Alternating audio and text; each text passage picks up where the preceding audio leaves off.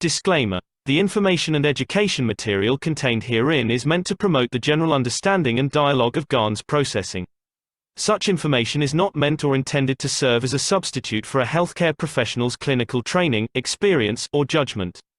For patients and individuals, such information is not to be a substitute for professional medical, therapeutic, or healthcare advice or counseling. For medical issues or concerns, including decisions about medications and other treatments, readers, viewers, listeners should always consult their physician or, in serious cases, seek immediate assistance from emergency personnel. Prescription information, procedures, and use of medical devices information should be undertaken only by properly trained and certified medical personnel. We specifically disclaim any warranties, express or implied, including implied warranties of merchantability or fitness for a particular purpose. Such information is provided, as is, and is believed to be accurate at the time of its publishing, but it is the viewer's job to evaluate the accuracy of any information found in this presentation. Every case presented is of their own experience, applied by themselves for themselves, and it applies to their case only. Every person experiencing health problems should seek professional medical advice and consult their course of treatment with a doctor. The processes of plasma balancing described herein are a natural process which supports the body but does not replace medical advice or therapies one is already subject to.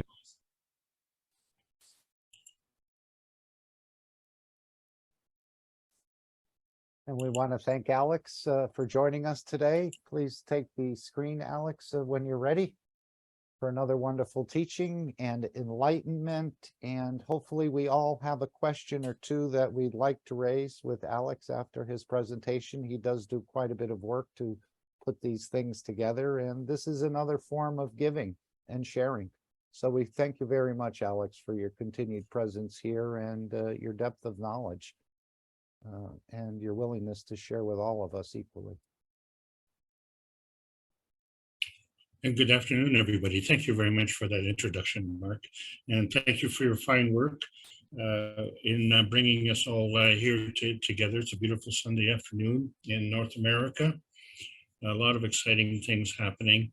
And the most exciting thing is the number of knowledge seekers who come here and contribute to the field strength of our meeting here, not just today, but ongoing, because we are in a pivotal moment.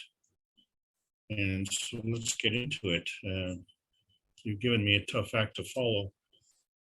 Thursday's class was absolutely breathtaking. We're learning about the teachings of Marin Tavakoli Kesh, and this is the Kesh Foundation Spaceship Institute Teachings on Plasma Science. We are doing the advanced inner space classes. We're talking about dream memory. My name is Alexander. I'm from Canada. It is April the 2nd, 2023. This is the Kesh Foundation North America Plasma Education Series. This is the last of the advanced inner space series, and it adds to the previous advanced classes. And even though we went through the teaching, understanding, knowing, insight, and earth space, whether it's basic, intermediate, or advanced, it is all very, very basic. We are in for a real show. And we've covered a lot of ground here, and we've come to the crossroads, as I said.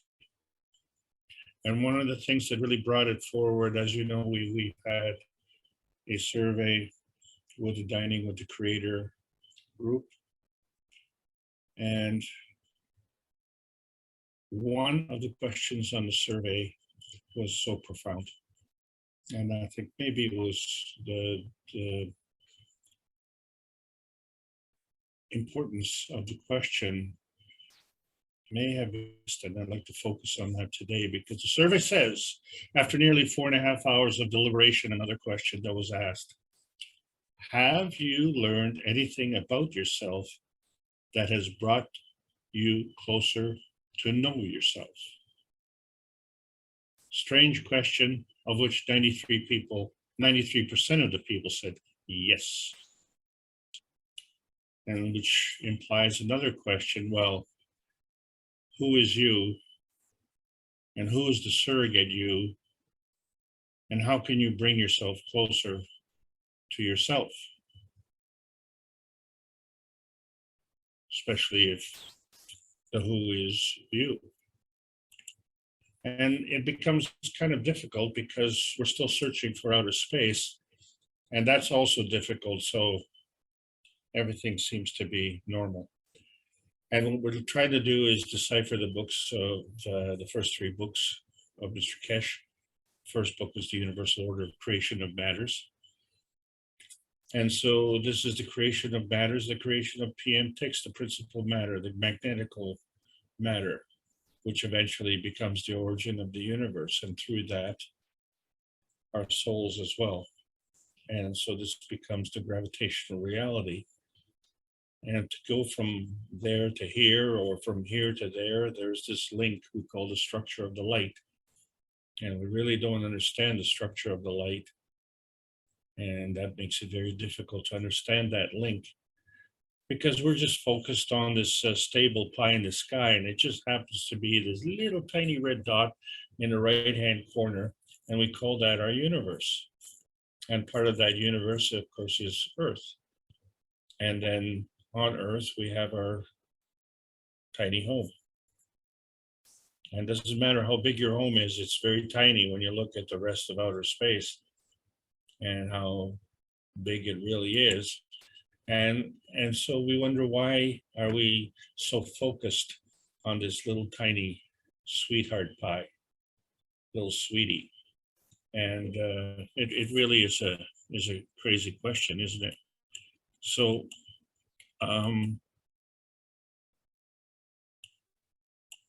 just one moment, please.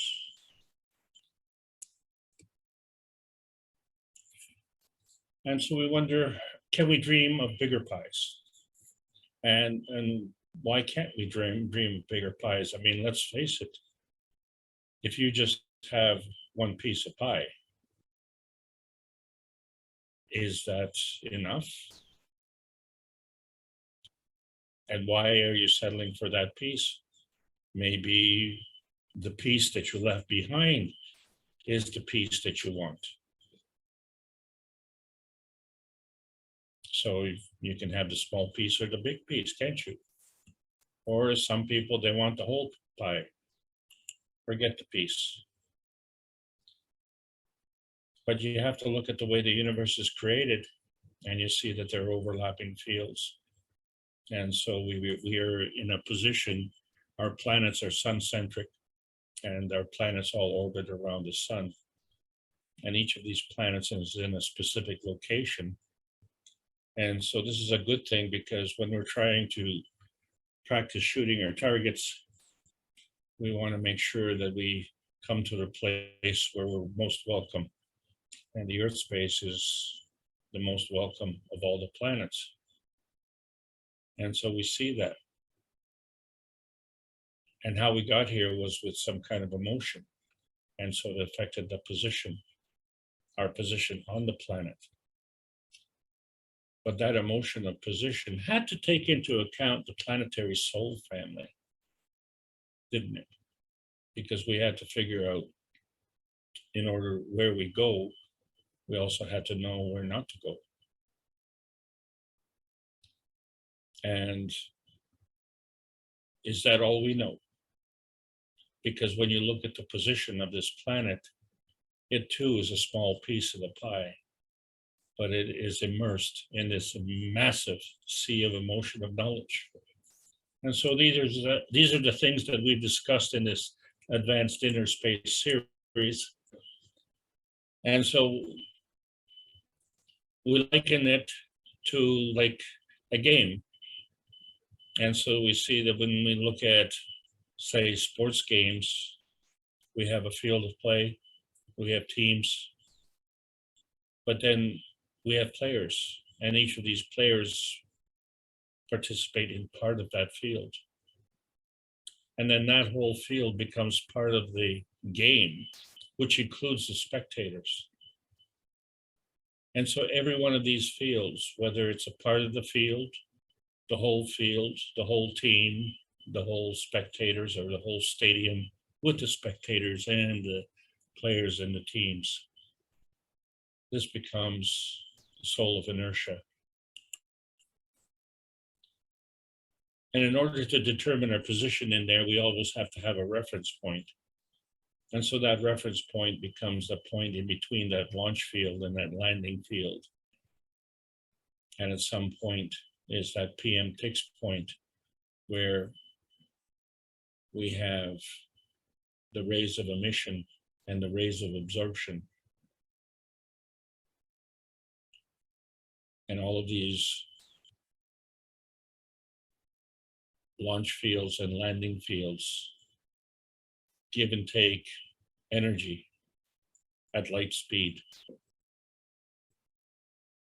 And depending on what energy level is going to depend on what kind of light and the speed of the light.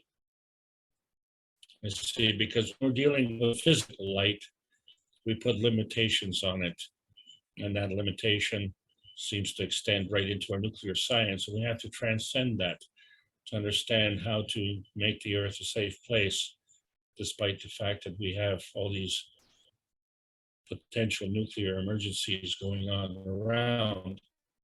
And the reason we can do that is because when we're trying to create something, you don't create by destroying, you create with life.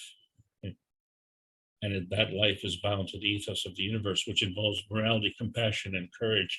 These are all aspects of the creation of inner space. And that inner space includes our space, which is man's space, and our environment, which is our earth space.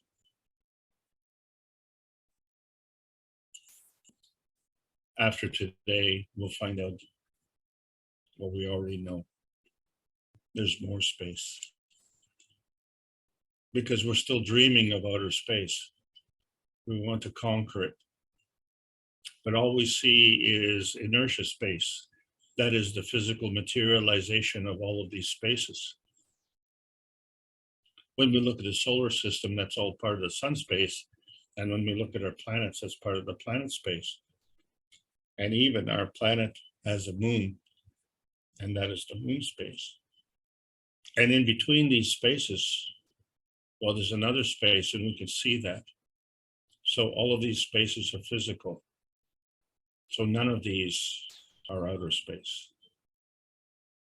So we have to define and be specific about the space that we're talking about. And so we're still dreaming about space. And very shortly, we're going to be demonstrating our ability to actually go into outer space to the moon. So please bear that in mind. And so if we want to go to the moon and our launch field is Earth space, then that implies a relationship. And this is where 1 + 1 is greater than 2. And in every relationship, to make it a relationship that is strong, it has to be in balance. So we call it a maggrav. And that maggrav is a balance between the magnetical and gravitational field forces. And so the scientific community has a responsibility, but they're basically in the awake state. And the spiritual community has a responsibility, and they have a difficulty with the physicality. So we could say that they're in the dream state. The plasma science adds to the knowledge. It brings the two together. And what we need to change is the rate of change, because it's not moving fast enough. The responsibility is not being addressed. And so how do we bring these two together?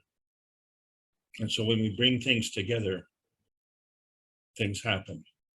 And so one of the things that the universe provides is a universal harvesting, and that's what we call self-enhancement. And that's where you relate to some source, to the individual you. And that has allowed us not only to choose what we do, but we chose our planet, and that planet was Earth. But some of us, once we get to Earth, we decide to forget that. And so we want to have a relationship with some individual, to the individual you. And in that process, suck your energy, which we call self-consumption, because that burden then transfers to them. They call it loose harvesting, and they need more of it. And they need it at our expense, don't they? That's the problem, because energy binding is all part of creating a maggrav field. But to create this maggrav field, do we have to do it at the expense of others?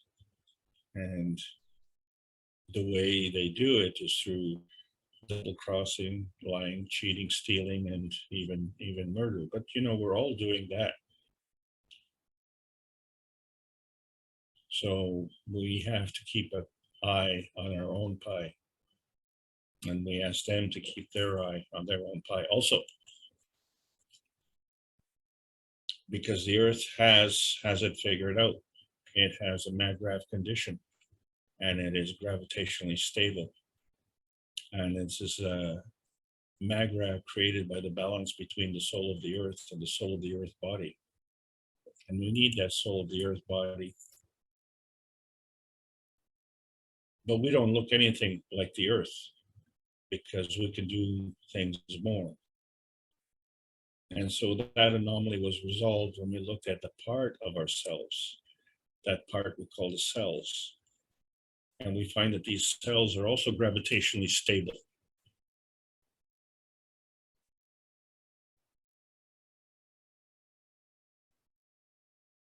I mean, let's face it.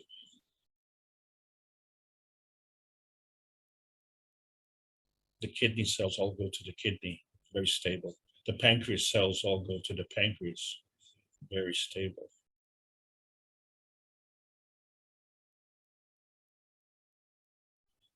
But if we have a health issue, this makes the stability less stable. But would it be caused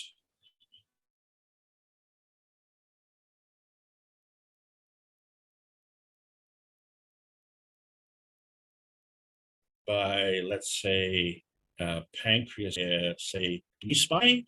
Would it be possible for a kidney spy to sit inside the pancreas and sabotage the pancreas? Would it do that? It sounds comical, doesn't it?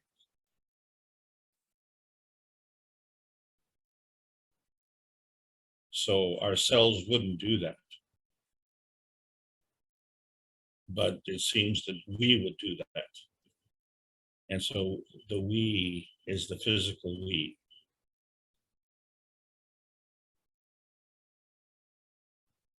The physical we is not the only we. There are other parts of we. There's me, myself, and I, and others as well. And so as we discovered, we now get to know ourselves and become closer to ourselves. And we do this better. And one of the reasons for it is because we now understand that there are different emotions, there are families of emotions. And so we found in this Inner Space series that the emotion of knowledge is transcended through the soul space. And that soul space has a point of view which transcends the limitation of man's understanding. And that point of view is the universal community's point of view. And that community is peaceful. So we don't have kidney spies or heart spies or soul spies. It doesn't work that way. It only works on this planet for some reason. And so we ignore creation. And we look at our brain, for instance. Our brain was created. And it was created into a substance of calcium plasma. But to achieve that calcium plasma, that energy had to come. And it came in the form of an emotion of knowledge. And we, in turn, can give an emotion of knowledge. We call it an idea. And we know that if we give an idea, we are not left with a hole in our head. We still have our brain, and now we've given an idea. So we have proof of concept. And then when we look at our brain, we know that we have two sides of the brain. But interestingly, the right side of the brain controls the left side of the body. And the left brain controls the right side of the body. And so there's a crossover, a plasmatic crossover. And so we find that the brain food is the calcium plasma and the heart food is the iron plasma. And so the brain and the heart functions together. But when we look at our sweetheart x-rays, the gravitational field effect, which contributes to the materialization effect, we find that the heart materialization precedes the brain. And then the blood materialization is throughout the body, but around the brain. There's a difference. So this leads us to the question, can the brain materialize before the heart? And wouldn't that make a difference? Well, it all depends on the brain food, doesn't it? And so let's investigate how we get to know ourselves better, right? And so we have a dream memory. And the purpose of this dream memory really is, it's kind of like you write a note to yourself. And it's from this dream memory that you make daily plans. And at the end of your day, you review your daily progress. And the measuring stick, of course, is your daily plans. And then you go to sleep and you try and remember that dream again. And you try again in the morning. And most of us can't remember our dreams, but some of us can. And then we look for the meaning of these dreams and we share it with others, not realizing that our dream is our dream, not your dream. It's like describing life on this planet. Well, my life is different from your life. If I choose to describe my life, it would not be correct in describing your life because your life has different experiences. And so with the question, getting to know yourself, that's why the question is structured that way, because you have to know yourself and I have to know myself. Well, what's interesting about this was that we were able to remember our dream.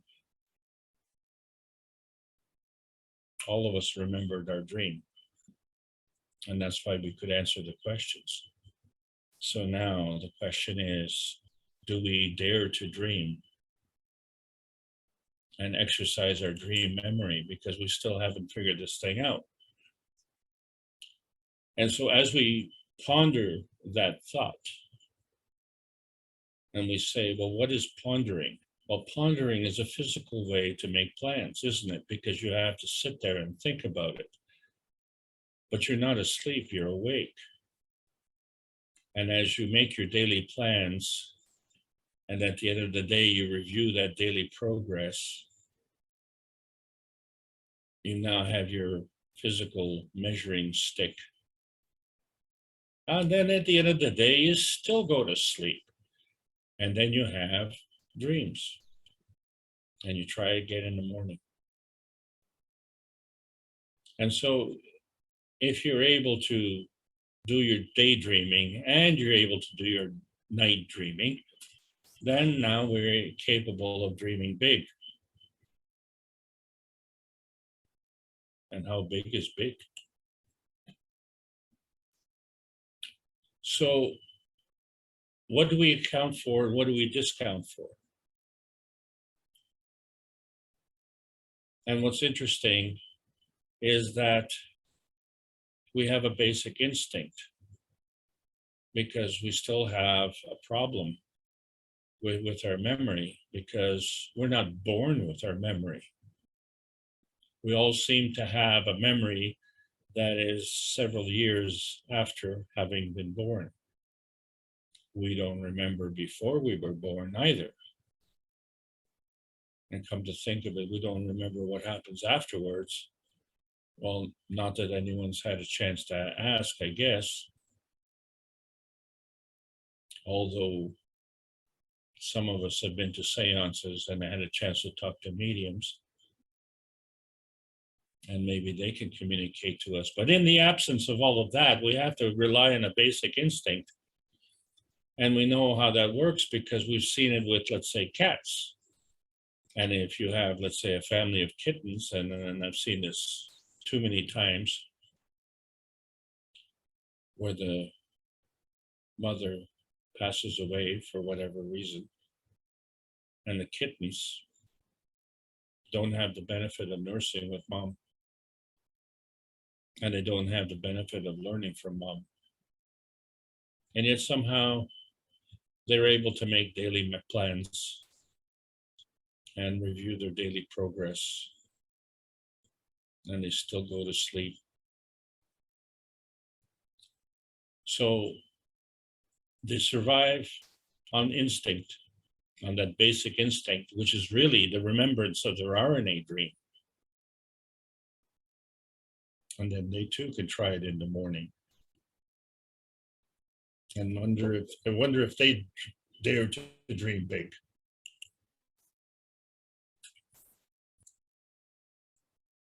So what is our physicality then? In our physicality, we make daily growth plans, don't we? You need things as a baby. You need things as a child. Well, you need things as a teenager, and you need things, obviously, as an adult. And then you need things as a mature adult, an old adult. And along the way, at every stage, we get to review our daily progress, and based on growth. But we still have to go to sleep.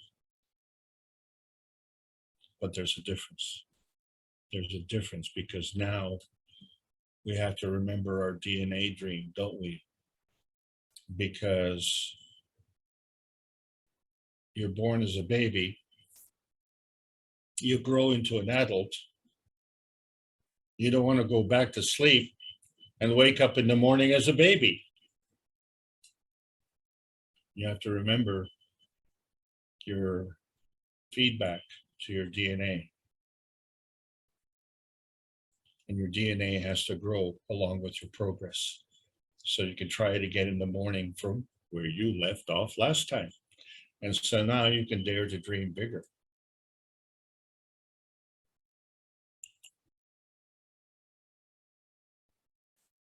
And so we see that there's this rotating field in terms of what we describe growth. And so we see this cornucopia-like growth of a snail. But then we see other snails which also have this cornucopia-like growth, but then they have these horns that grow on the outer shell. And so there's a rotating field on top of a rotating field. And don't forget, inside is the physicality of the inhabitant. And so the shell and the snail grow together. And as the snail grows, the shell has to grow. But who's doing the building? Well, the snail does it himself. And so we talked about this in the past, and we see a similarity between the nerves, the way they're formed, between the fatty acids, the way they're formed, and then, of course, the monatomic structure of the nanocoating of the atoms to go from an atomic structure to a monatomic structure, where the atomic structure is linked together like a chain, and the monatomic structure is linked together by nearness and proximity. But when we look at the nerves and we see the center part, the axon, there's a myelin sheath that goes around. And it also is like a little cornucopia, and each of these myelin sheaths create a field of memory. And each of these fields work together with more fields of memory. And so the number of turns on the myelin sheath determines the field strength of the memory. And the excellence of the communication from one sheath to another sheath determines the sharpness of the memory and the recall, the speed of recall. So the strength and the speed, does that sound familiar? But that's the memory that we see in our physicality. And so it seems to be that this is the contributing factor to our, shall we say, muscle memory that we need for walking, playing sports, playing musical instruments, cooking, whatever we do, building. So that memory is in there, but also our experiences in there. And this is what contributes back to our DNA. And that's fine in the physicality.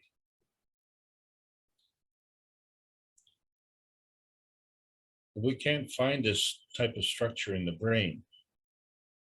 There's some kind of memory structure in the brain that is not as dependent physically as the nerves are.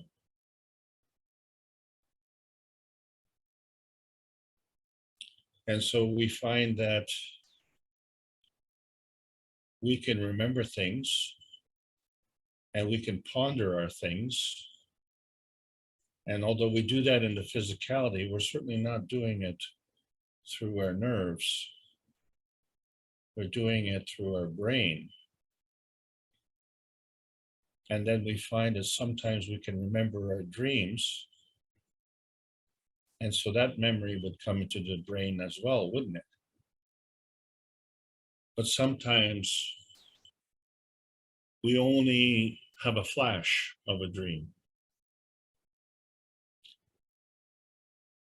And so the difference between being able to remember the dream and not remembering a dream seems to be the skill.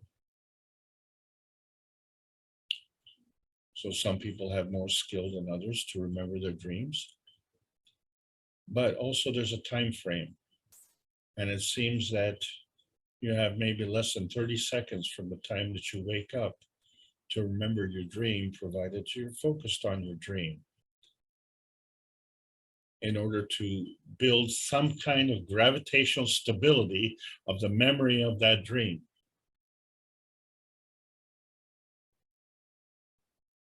So the dream, in fact, is not gravitationally stable, but the memory needs to be gravitationally stable. And so we find that the difference between that stability, we see that our structure is gravitationally stable based on our skeleton. We see the stacker unit is gravitationally stable on the stacker stand. And we've already discussed the nerves, they're gravitationally stable. but we find that we have a collective amnesia at birth. So at that point in time, we don't have that gravitationally stable memory. But the RNA and the DNA relationship to the RNA seems to have a very stable relationship, because as we grow, we have kidneys and we have hearts and we have lungs, and we don't have any spies. We don't have any stomach spies hanging around in our lungs.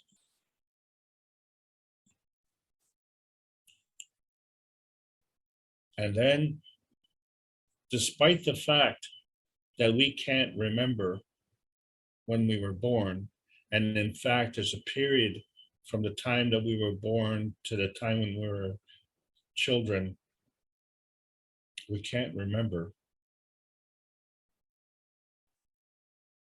We can still grow. So that memory is still with us. And the whole purpose of life is to learn, and the whole purpose of life is to grow. So how do we take that with us after death? So let's review this problem with the memory, as we've talked about it before, because we can't remember before we were born. So we call it, say, the unborn time. And we can't remember after we were born. We don't even remember the birthing process. So that would be the born time. And some of us can't even remember yesterday. And some of those can't remember because we have brain injuries. And some of us can't remember because we get old. And some of us can't remember our dreams because we don't want to remember our dreams. We want to blot them out. And not just our dreams, but our reality, our memory. We call it amnesia. And we're not going to make any commentary on brain function, but you know, sweetheart, can you remember? Can you remember and make your connections? So the fact of the matter is that we do need to sleep, and we do need to have the rest. And so the physicality is left behind in safety. This is very important. It has to be in a safe place. And so we ask, well, who leaves and who stays behind? And who's minding the brain? Because if the soul starts traveling, it has to leave the brain to go traveling. Well, what happens now? Who's minding the fort and who's minding the brain? And does the soul of the body dream with the soul? Or does the soul of the body temporarily occupy the field of the brain to kind of, shall we say, encompass the whole part of the physicality? Or can the soul of the body leave also and stay within the soul of the man, knowing full well that the soul of the cells will take care of things because there are no soul spies. So we don't have to worry about when the cat's away, the mice will play. You know, when the soul of the body leaves the body, the soul of the kidney cell will spy on the soul of the stomach. Don't have to worry about that. It's all well organized. And we're in a safe place. And so the soul knows that, and the soul can make that dream connection. And what connection is it?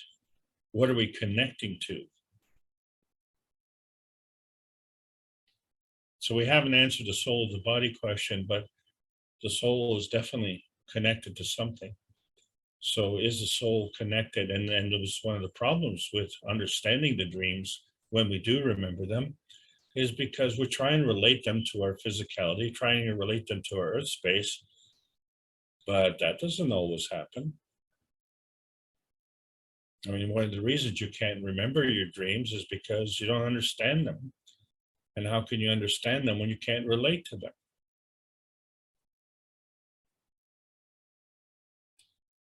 Well, the one thing we have to understand is that the reason we came to Earth is because we were attracted here by the soul family of souls. So all of us have this problem collectively. And all of us, when we go to sleep, all of us dream, whether we remember or not. And so in some cases, the souls come together and make plans and get a chance to review the progress of those plans from the day before. Because the new plans are based on the previous plans because we remember what happened. And so we're not going to go back as babies, we're going to go back as babies plus the growth. And so we're going to go from there. But what do we take into account? What do we discount? So do we just focus on what we achieved the day before, knowing full well that that day is determined by an Earth space rotation? One rotation is a day, 365 and a bit rotations take us all the way around one rotation around the sun, which we call a year. But what about the universe? What about the universal community? How long is their day? And do we connect with them as well? And do all of us collectively go to connect with them? Or do each of us connect in our own way?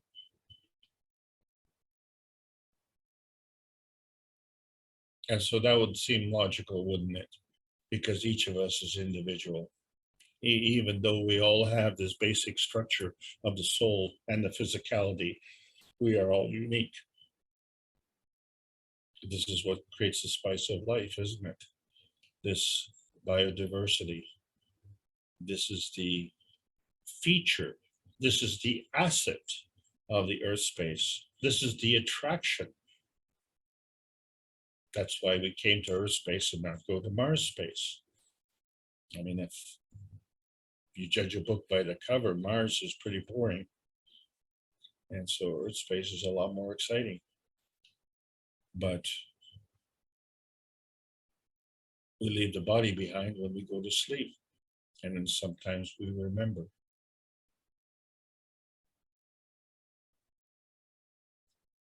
And is that all we take into account? What about the soul of the earth? Does the soul of the earth dream? Does the soul of the earth play in this dream connection? Do we have to maintain that as our guidepost so that we know how to get back in the morning? Because heaven forbid, we wouldn't want to go back into the wrong place, would we? Otherwise, we'd have a body lying around saying, well, where am I? And, oh, well, that body would be in a coma, wouldn't it? So the capability to dream is there. We all have it. That's a proof of concept. The capability of remembering that dream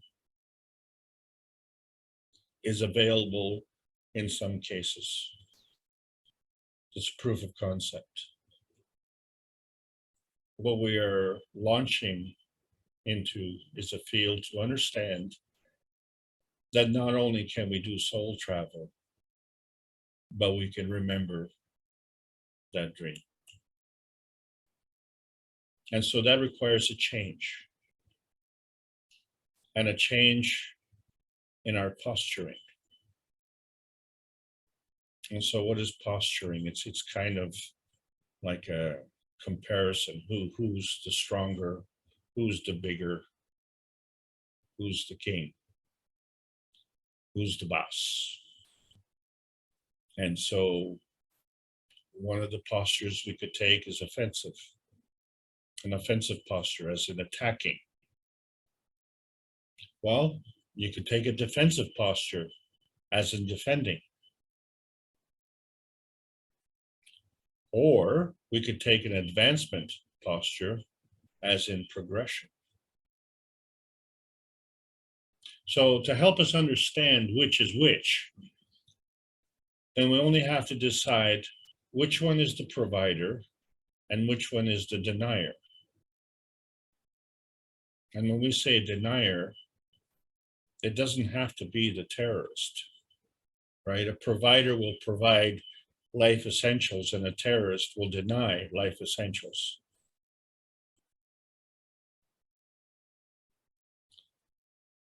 But life essentials transcend beyond the physicality and the physical existence on this planet. So we don't have to be a terrorist to be a denier.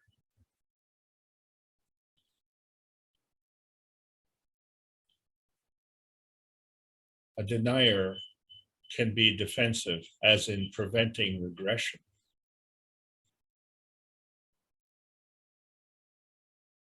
So for instance, you were a child, you grew into an adult, and although physically you progressed, mentally you regressed.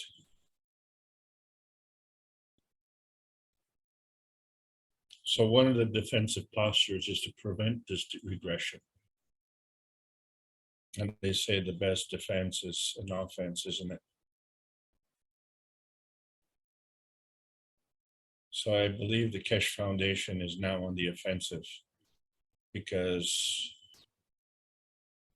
we're not attacking, we're offering peace and prosperity. We're the provider.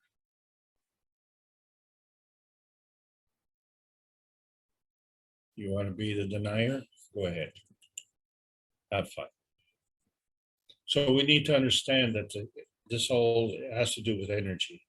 And when we look at the principal matter energy levels, we find that, as in book number 1, it's a combination of the matter energy, dark matter energy, and antimatter energy. And they have different levels and different field strengths. And so the antimatter being the strongest field strength and the matter energy being the lowest field strength. But if we look at the size of the field and the positioning of the field, we find that the soul of the body lives in the physicality and the soul of the man lives in the physicality. And the soul of the body has a bigger field than the soul of the man. But when they go to sleep, the soul of the man gets liberated. And in fact, has to change its field strength. It gets released and raises its field strength to that of the antimatter level, which is gravitational.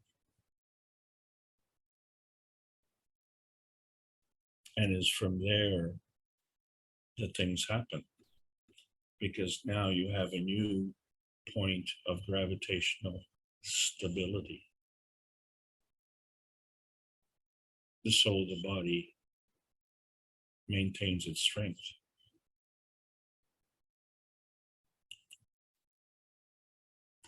So those are the two feeding dimensions, aren't they? And the feedback dimension, well, that is your reality dimension. That's your physicality at that point in time. Or it could be your dream state at that point in time. And regardless of which field you're looking at, you're not that field, you're the observer. You're in a different dimension. And so you will become the observer. Well, this is what I did today. These were my plans. This is the progress. This is my measuring stick. I'm the observer. Now I'm going to go to sleep. My soul's making plans for the next day in conjunction with the other souls. I like to remember what they do, but if I can't remember, maybe I have to rely on my instinct. And so I still become the observer, because what I'm doing, whether I'm aware or I'm working instinctively, I'm still following the intentions of the soul. And if I'm a good observer, and if I allow that to manifest, then that feedback dimension will manifest. And that feedback dimension, if it manifested into physicality, would be called materialization. So we have different points of view, don't we?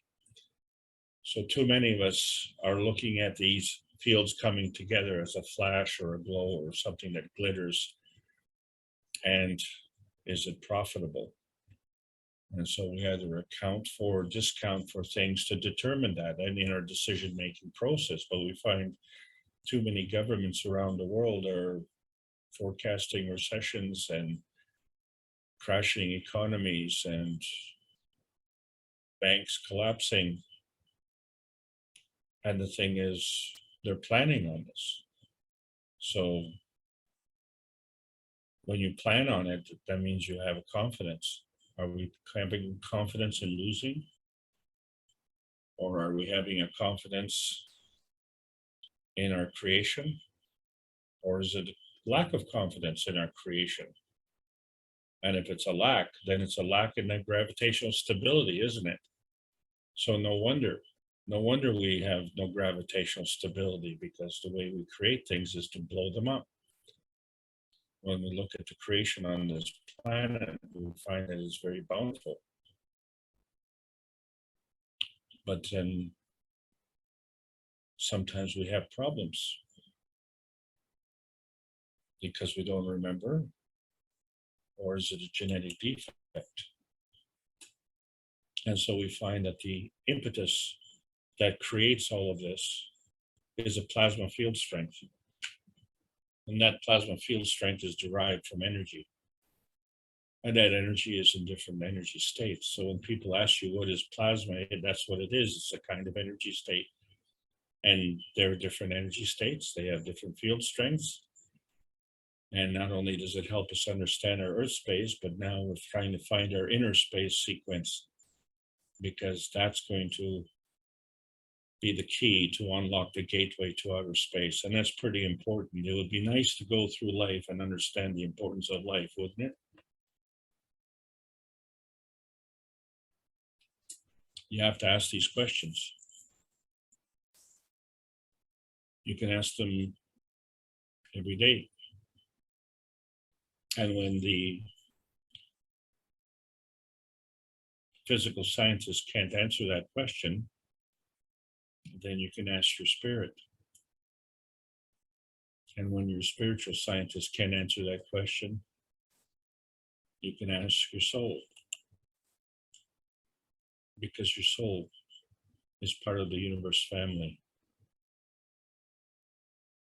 It's part of the way the universe is created. It exists from energy. And that energy is always positive. And that energy is always true. And it carries the truth. And in the truth, it carries you. So you is the truth. That's the universal order of creation of matters. And then there has to be a relationship. And if there's a relationship, that means in combination with something. So all things exist from energy in combination. And because we have different field strengths, and because we have different energy levels, and some are plasmatic and some are physical, we have a lot of variety a lot of opportunities, a lot of things to dream about. And the way we travel is to understand the magnetical gravitational field forces of how charges in motion work. We have rotating fields, we have the speed of the fields, the strength of the fields, and the direction of flow. And these all follow basic rules where we have energy states that can increase or decrease by at least an order of magnitude. In the fundamental rule of the higher energy feeding the lower energy. And so we call that either creation or decay. But in some cases, as like the sun, it's catalytic. It can give energy and do it again and again and again. And the sun doesn't really go to sleep. The sun just goes on the other side of the earth. We're the ones that go to sleep. So the sun is always giving us energy.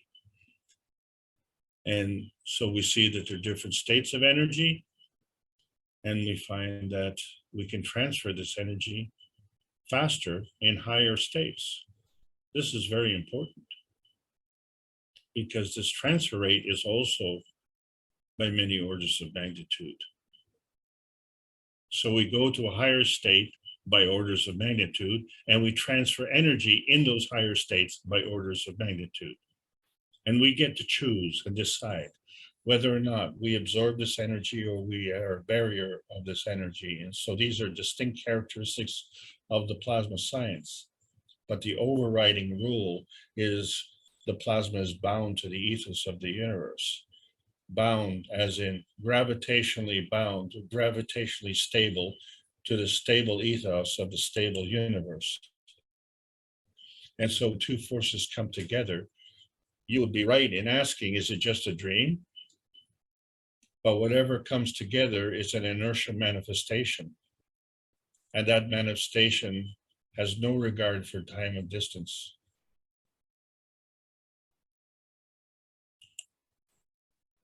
And so when we look at these field forces being manifested, it's an inertia manifestation of a kind. A plasma field is an inertia manifestation of a kind, and it starts with the PM6 feeding, which is magnetical, and it manifests itself into a plasmagen state of conversion, bringing together the principal transition and convergence matter, creating this stable mag-grav condition, which is very gravitational, but on its own, you can't see it. It has to interact with something. It has to have a feedback. And that feedback would be an environment, say the Earth space. So your man space interacting with the Earth space creates an inertia field, an inertia manifestation of a kind. And that field interaction is our physicality in our physical environment. And so when we look at the core component of this energy, we find that we're looking at a PM tick, which is like an electron. It's magnetical. But then we have this anomaly where the electron is also part of an atom, which also has this proton. And so it's like twins, but not really, because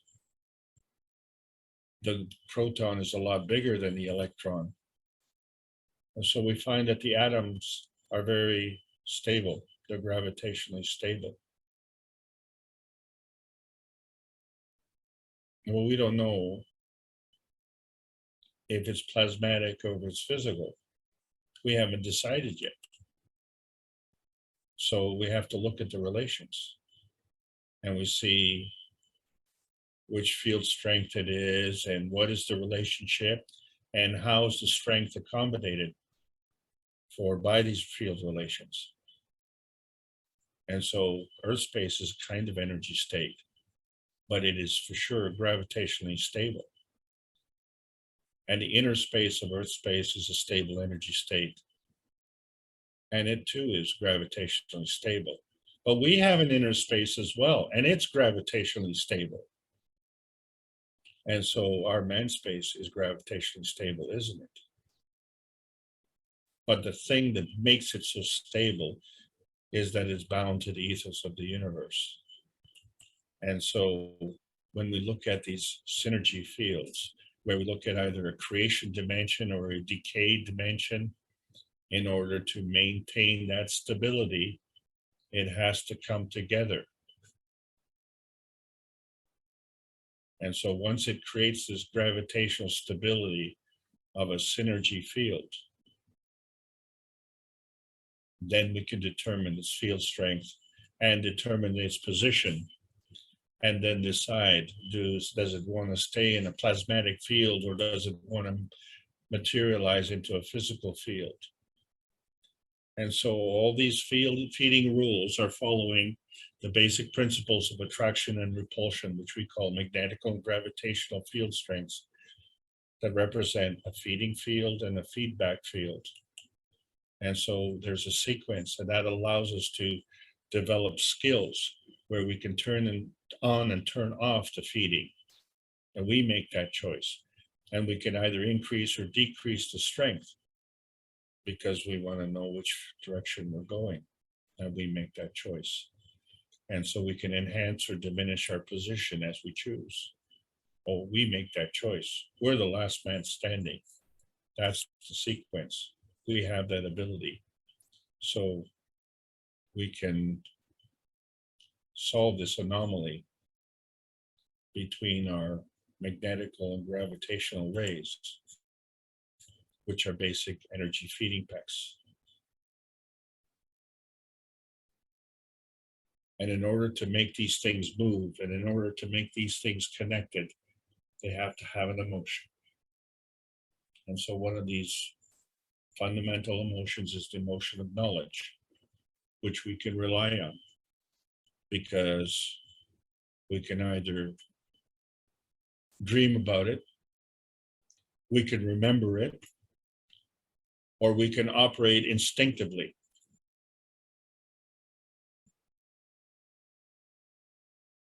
And in all of those cases, we don't have to worry about spies and subterfuge and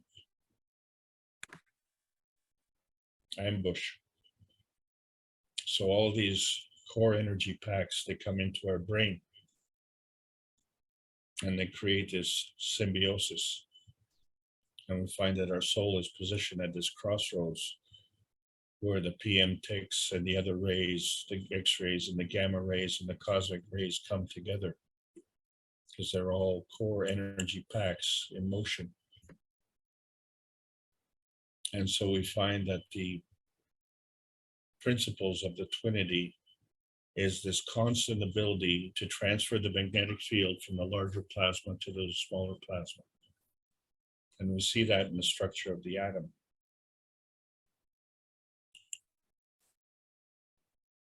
And it is from there that we build up the amino acids. And the amino acids are structured from products which are gravitationally stable, created from the atom. And so depending on how many bunches of atoms you get together, you've got the hydrogen, oxygen, carbon, and nitrogen, and they form a star formation. And then from there, they build everything. And so our point of existence actually becomes a transmutation from that dream state with a reference to our families and our environment, and creates a gravitationally stable field. And that field could be a physical reality, or it could be a transition from a plasmatic reality to a physical reality, and another transition to the physical reality to the plasma reality. And the only thing that limits us is our understanding. It's our understanding that puts the limitations on our soul, because our soul doesn't have any limitations. So if we just depend on the emotion of vision, then we could say, well, vision has to do with the eyes, but realistically, it has to include other methods of feedback. We have the ears, the nose, the mouth, and then we have this pondering vision, where we make plans and we imagine what we can do with those plans, and then we have a feedback with respect to our success, and that becomes our inertia feedback vision. And so that's the physical feedback. But what about the soul? The soul appreciates the feedback, doesn't it? But that's not how we were born. The soul was positioned at a crossroads where you have this plasmatic symbiosis between the feedback vision and the feeding vision. This becomes the inertia feeding vision.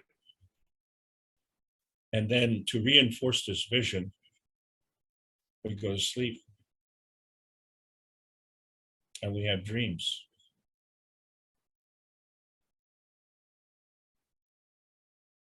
So the dreams become our soul visions. But if we can't remember these visions and we can't remember these dreams, how do we manipulate our soul positioning, and how do we manifest our physical reality? As a matter of fact, how come we were born? And so whether we consciously remember our dreams, for sure we remember them unconsciously because our dream memories are ingrained. Without that, we would have never been born, and we would have never had the instincts to fill that gap between the time when we can't remember and when we can remember. And the earth has that same problem. But the earth has solved that problem because it's extremely stable. Despite the fact that we have a whole bunch of spies on this planet who are working hard to undermine its gravitational stability. But it is creating an inertia field by absorbing energy, and it becomes very stable. And it is also emitting energy from that inertia field, reinforcing its stability by maintaining this position between here and there, maintaining the field and letting the neighbors know that, yes, Earth is here. And we're so glad that it does that, because when we get up in the morning and we finish our dreaming, we need a place to go. And sure, we want to go into the body, but remember that body is on our Earth. And so there's this feeding inertia field that is going on constantly. It's a maggrav feeding inertia field. Energy's coming, energy's going. It's moving all the time. What do you take into account? What do you omit? What do you forget about? Or what do you just assign to a soul to take care of business while we go traveling? And so we find that there are things that we cannot control in our physicality. We can only create a condition to have a plasma inertia family work. And that's seeing is believing, even though sometimes we see things and they are transparent, or sometimes they're just not there. They seem to have vanished. But because even the absence of evidence is evidence, the believing is knowing. And that's your feedback. So we have an emotional feeding and an emotional feedback. The two work together. And we get this reinforcement of knowing. The knowing is the dreaming. the manifestation of the dreaming can be plasmatic or physical, but it's always plasmatic, for sure. And we see that in the cups of life, because when we set up the environment, we do get the CO2 GANs and the calcium GANs, the zinc and copper GANs, the amino acid, we talked about it, and of course water. And so all of this we've created. Did we take enough into account to understand it? Were we able to make the plans and then measure our success and understand and grow from there? Or did we get stuck? Well, fortunately for us, we were growing. And that wasn't part of our plan. That was part of our soul plan. So we don't have to ponder this. It's automatic. It's a magnetical gravitational relationship as interpreted by the soul and directed by the soul. And so we have the emotion, the physicality, and the soul coming together to create our man space soul. And then we have the earth space soul and the coming together of those two souls, creating the inertia soul. These are the 5 cups of soul. But before we got here, the earth had to maintain its gravitational stability, and it had to create an inertia field into a star formation, where we had the 2 rotating plasma hemispheres creating the 1 physical rotation of the earth and maintaining its position. So we see that the soul of inertia becomes a combination of energies coming together, and they create this gravitational stability by converting these energies. And whatever that conversion is, that is the field of inertia.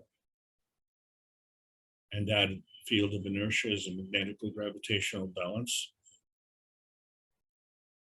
and becomes the home of the soul of the inertia, which now has to have a context and a relationship.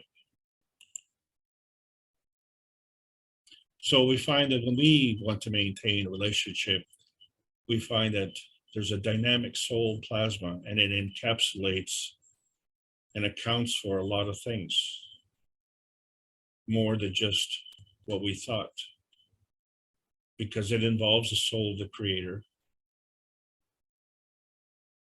and the soul of the earth, both of which had to precede us. But how do we know? Because we're not alone. The soul of the family of humanity is here also. There's 8 billion of us here. And so each of us have our own soul. And because we have this reference point, we have the soul of the body.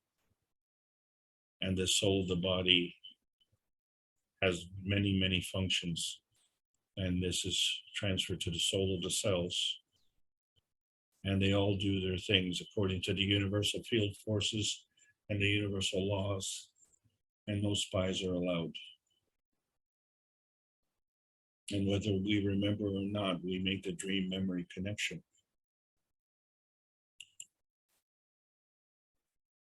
And as a result, we can maintain these dynamic plasma relationships.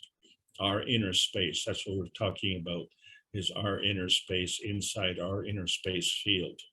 And from there, we can do either a horizontal transmission or a vertical emission. It becomes a dynamic field plasma relationship. And the sun space does that. But not just within itself, but it does that in a field beyond itself to others that are in that field, the other planets. And it does it the same way, horizontal transmission and a vertical emission.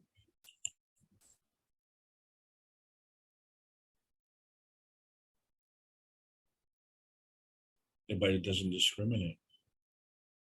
It broadcasts uniformly into the sun space field, unconditionally, to the plasma family. So there's always a family reference and a feeding radiance from that family reference to another family reference and a feedback radiance. And it's always welcome. The only way that it can be true is to be true. You can't fake truth. You can't fake reality. You can't fake sincerity. And you can't fake love. Because love is the energy behind the knowledge in motion. And so we have a reference to a family that brought us here. And we have a reference to a family that we contribute to. Because as part of that family, we are created. And as part of our family, we can create. And so in that process, we take what we need and we give what we don't need. And so in that process, we need to absorb to enhance our soul. However, on behalf of, to emit to enhance other souls, right? Because you have to have a purpose. And so the vertical people have a family, and that family is fed by the emotion of knowledge also. So, you know, you'd be right to ask the question, vertical people dream. But the inertia of the biodiversity is determined by the non-visible soul of inertia.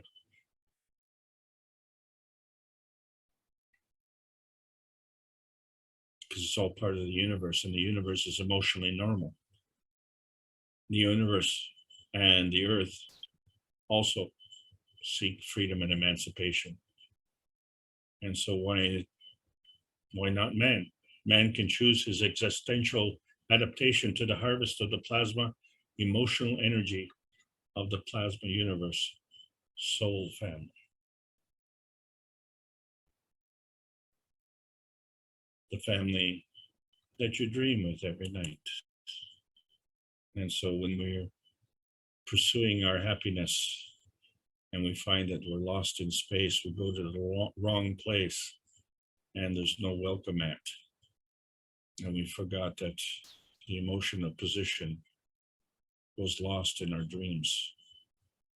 We forgot our dreams.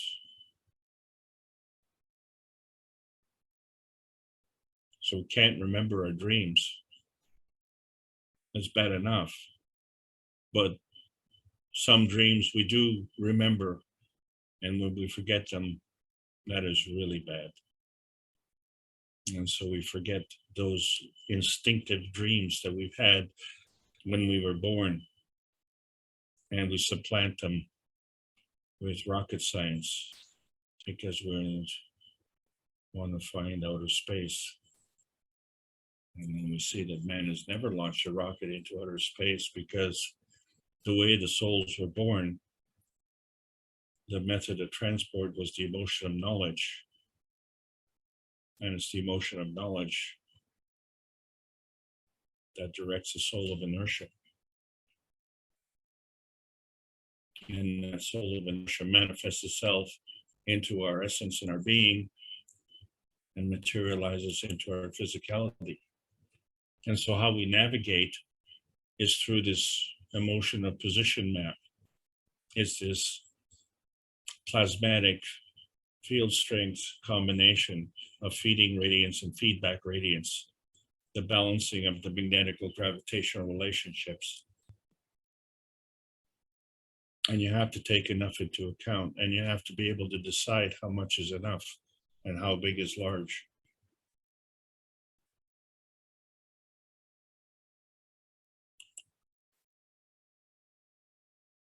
So the missing link is this welcome mat. Because we understand the soul of the man have to have a soul. But what brought us here? And where is here? And so we see that the soul of the earth had to be here first. And so it's the soul of the sun had to be here first also. And so in combination, that's what brought us here. But is it plasmatic or is it physical? And which is the dominant matter state? So we have to understand that whatever matter interaction is, that is an inertia field. And depending on its nature, it will either be physical or plasmatic. And so that becomes our perception, whether it's a stacker or whether it's a universal reality. So any plasma feeding leads to manifestation, and it could be non-tangible or tangible, non-visible or visible. And so whatever we have, even if it's an emotion, such as an emotion of presence, whatever we have is a form artifact of energy and motion at that manifestation point. And so whether it's a plasmatic reality or whether it's a physical reality, that emotional position is determined by the reality dimension. That reality dimension is that point in between the launch field and the target field. And we don't know where that field is. What we do know is that the soul of inertia increases by field strength, and that would be creation, or it decreases in field strength, and that would be decay. But that soul is non-tangible and non-visible. So that manifestation of interaction is the inertia. So the inertia is also non-tangible and non-visible. But it could be physical and visible. In all cases, it's a product of creation. And so we see that there's a principal interaction between two fields. And we say that the sun is gravitationally stable and the earth is gravitationally stable, and they operate the same way. And they're equal, but they don't look equal. So when we decide what determines equality, we have to choose that reference point, that reference of equality. And so that has to do with the exchange of energy, doesn't it? Because physically they're not equal. So what determines the strength of the energy and the direction of the flow of the energy is the plasmatic spectrum in relationship to the physicality spectrum. And now we have the technology to determine both and to see the truthfulness and to understand that there's a connection, and that connection represents that truthfulness. That's the reality dimension. That's the covalent bond that bonds these different dimensions, whether they're seen or whether they're unseen. And when we got here, we had nothing to do with the inertia of the earth space. The earth space manifested itself into the physicality based on its family of souls, the planetary souls, in relationship to the earth soul, to the sun soul.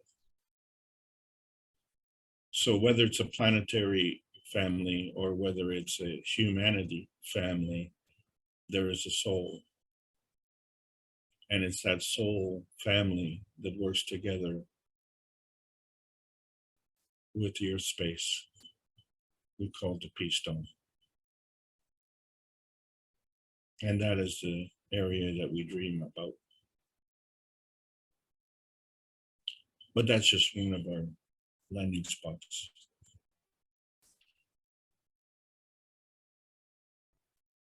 But it's an important landing spot because that's how we got here.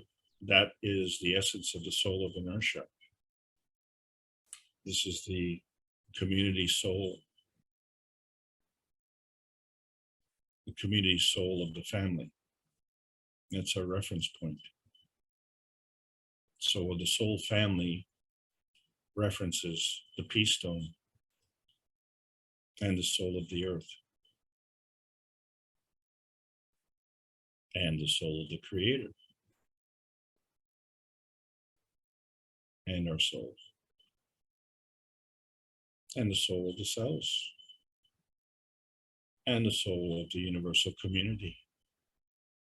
And so when we have this reference, we have to say, well, when we're exchanging energy, we give and take from where? And who's the leader and who's the follower? And does the leader have a problem? Because how does the leader follow? So you always ask yourself, what is your source of inspiration? Well, can you remember your inner space peace? Because that's what brought you here, isn't it? Whether you remember or whether it's instinctive or whether it's ingrained in your RNA. So before you got here, the planet soul had a priority. So the soul of the earth came together with the soul of the solar system plus the soul of the sun. So now that the soul of the earth is here, in combination with the soul of the sun, it can attract the soul of the earth body. So there we are. And we have a place to go. And so that attracts the souls of the family of man, doesn't it? The soul of the earth body interacting with the soul of the earth.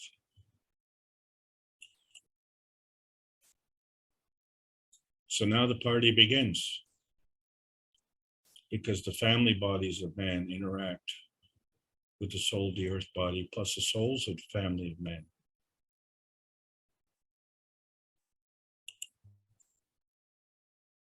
So the sequencing changes. We have the soul of the earth body, we have the soul of the family bodies of man, and our soul of the man. So that attracts our soul of the body. But we have to finish off the earth space sequence, don't we? Because the soul of the earth body still interacts with the soul of the sun body and manifests the physicality of the earth. The physicality of the earth itself, which allows the family bodies of man to land, right? Because they interact with the soul of the earth body plus the soul of the family bodies of man. And so we have humanity on this planet. And it's because of this humanity that we can manifest physicality. Because the soul of the family bodies of man plus the soul of the body of ourselves manifest the physicality of the body. That's our birth memory. And so we create this man space. And so all of this is a plasma dilution of our dream state. And that dream state is transparent.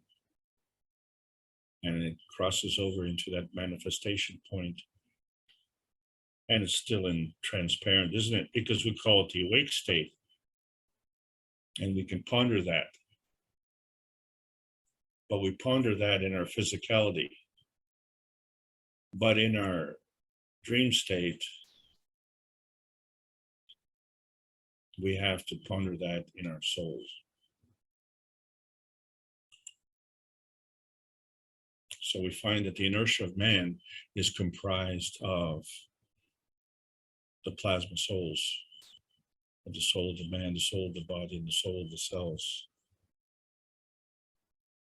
And this is done in relationship to the soul of the family of humanity. In relationship to the soul of the earth space. So that could be the stepper.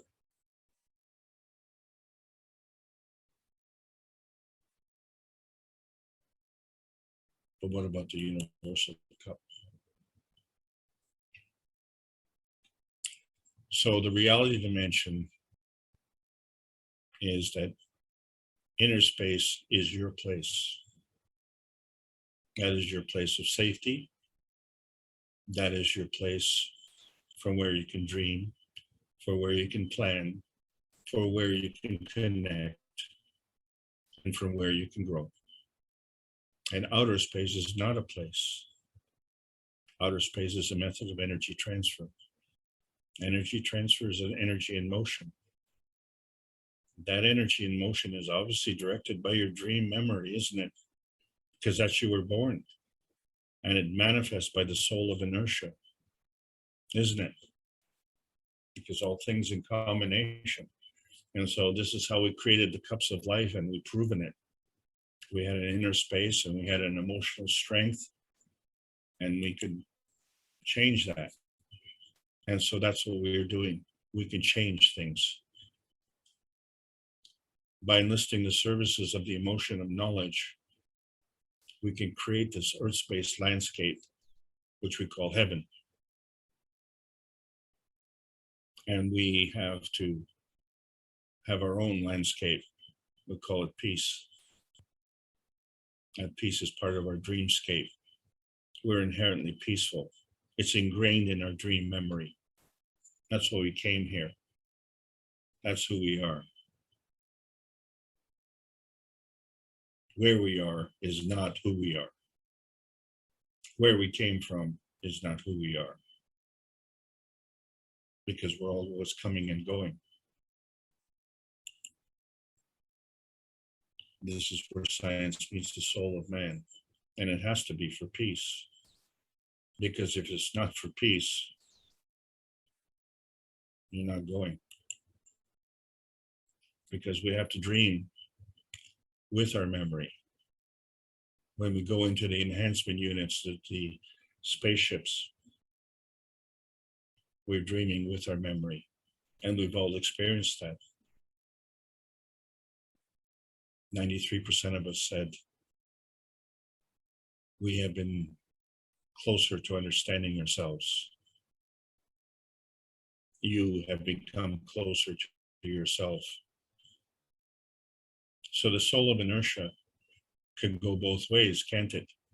It can dematerialize or materialize if we're talking about the physical manifestation. But if we're talking just about the plasma manifestation, then we can do that exclusively through a dream. And the memory of what we dream is the memory of creation.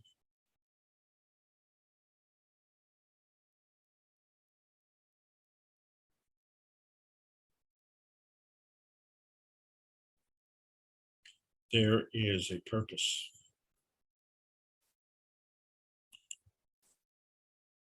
And the proof of concept is that we have this preference and sentimentality for Earth space, not for moon space, not for Mars space. We chose to be born, and we were born by the outer space system, weren't we? But we were born into an inner space by default. And the Earth space was our target point because that was part of our plasma dream field materialization.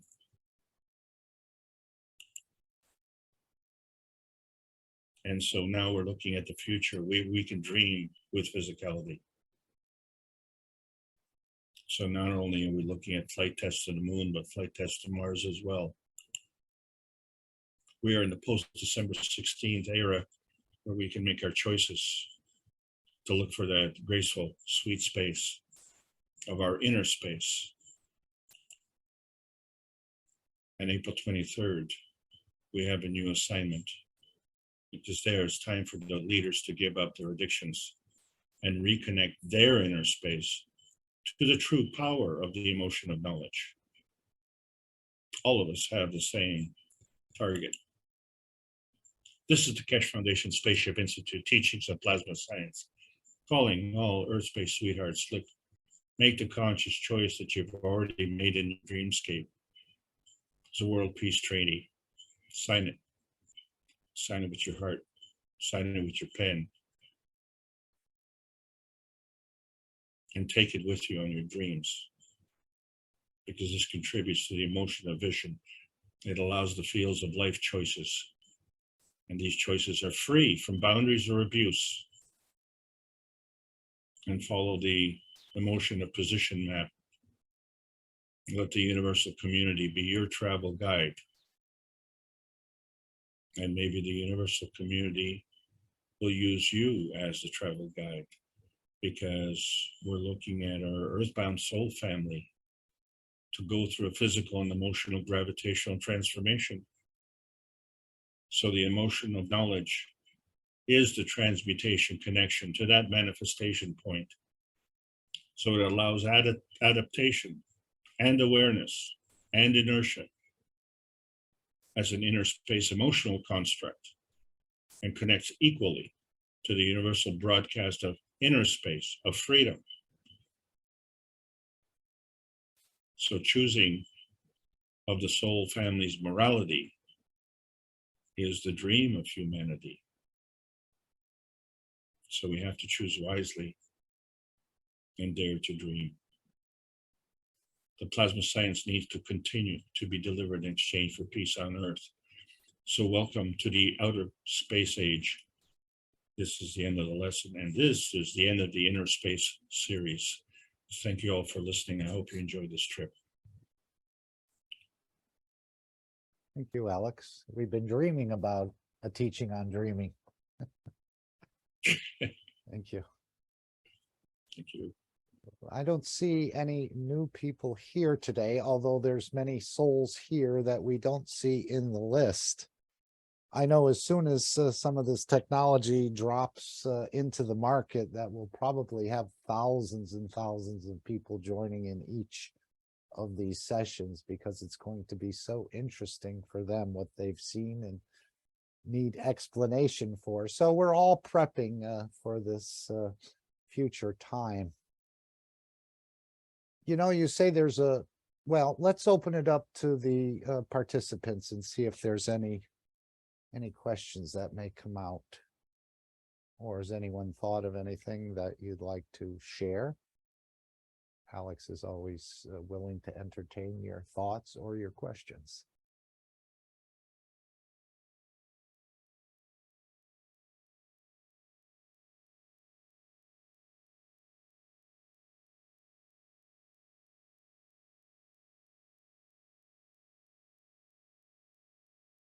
You know, Alex, you talk about a party. Mr. Kesh says there's a party being planned and we have to bring a lot of souls. Old souls are coming back. Other souls will be here probably. But what about the soul of this planet, who's in a process of being elevated? I know what Claudia played in the plasma connection and Raphael plays so many times is, he said the COVID was going to happen anyway, but the soul of this planet was getting ready to join the universal community. Can we have this party without the soul of this planet being part of it? We're creating an elevation for this soul, but is this party dependent on this soul becoming elevated that it can join? I can't see us having a party and leaving out the soul of this planet.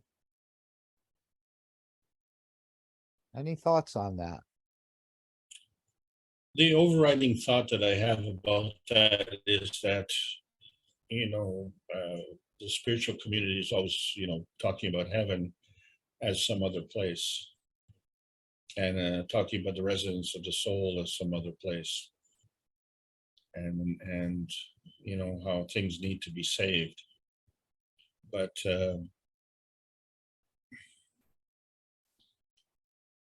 the planet is here before we got here. And why did we want to come here? Because really heaven and earth are the same thing. So I'm strongly convinced now that the earth is heaven. And for some reason, it's been used as an excuse for our conduct by saying that heaven is not here. Well, denying of the truth does not correct the matter. Correcting the matter corrects the matter. And so how can you be truthful? How can you be sincere and obliterate the truth or hide the truth? And so if we admit that the earth is heaven and that we were attracted to heaven, then only stands to reason, because why else would we come here? We could have gone to any of the planets, and none of the planets that I see are looking as good as Earth. So, it's like I go to the grocery store and I want to pick a vegetable, and I get to the bunch of vegetables there, and I'm going to pick the nicest vegetable of that bunch.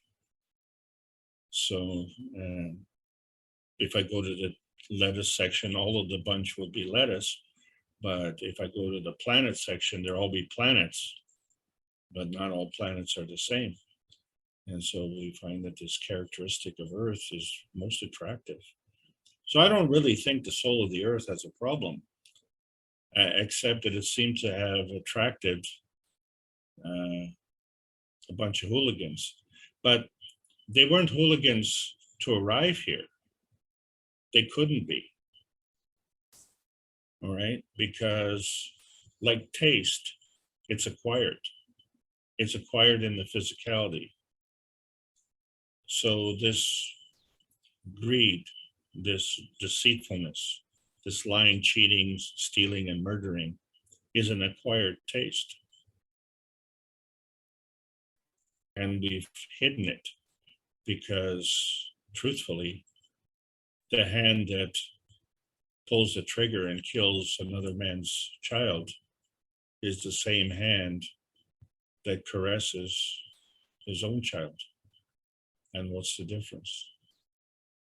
So that his child is more equal than the other child?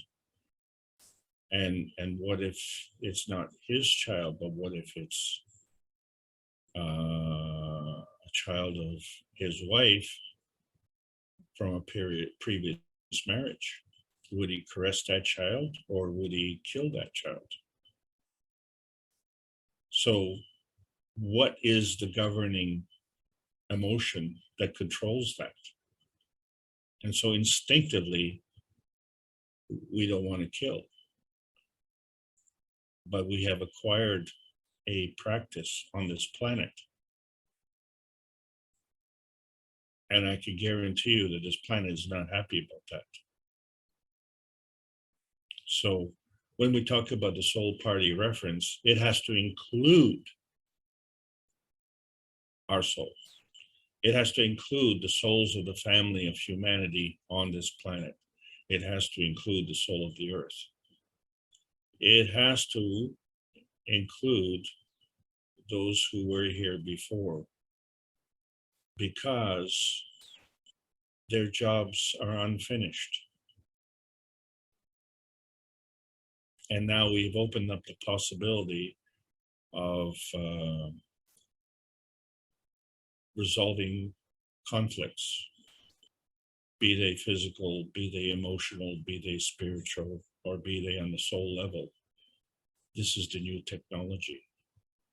And this is why we have to understand that the difference up until now has been that we may or may not remember our dreams, but all of us have gone up, that have gone up on these sessions, on these soul journeys. All of us have gone with our memory of our dream, because that's what the trips were. They were dreams. And the reason I say that is because they did not take the physicality with them. Just like when you go to sleep at night, you don't take the physicality with you. But we are on the verge of changing that whole game. And some of us have been able to do that, but most of us have not been able to do that. And so if we see the prophets and, how many are there, and you can name a few, and then so, maybe it's 4, 6, or 10 prophets out of 8 billion of us in this generation, and slightly less than 8 billion in the previous generation. And in the next generation, there'll be slightly more than 8 billion. And if we were able to extend the life of the 8 billion on this planet, then the new arrivals, the new souls being born will add to that number. So it's way more than 8 billion. It's going to be a party. Yeah, but that's what I'm saying. The host of the party, which I would think could be the soul of this planet, it came with the wrong streak and apparently passed it on to what it created. So that's why, and this is the process of the spreading of the Gans water to bring this planet into a peaceful, permanent, peaceful condition. Yes. So yep. if I could just add to that, because it's a very good point you made. See, the thing is, we have been brainwashed into believing that we're an inferior race. So if there is a universal community, that they are the superior race. Yes. But the truth of the matter is that they haven't been able to resolve this issue either. They resolve that issue the way we resolve that issue, that we put those who are carrying on a misconduct get put in prison. And so we as a family of humanity are also carrying on with the misconduct. And so we are in a planetary prison.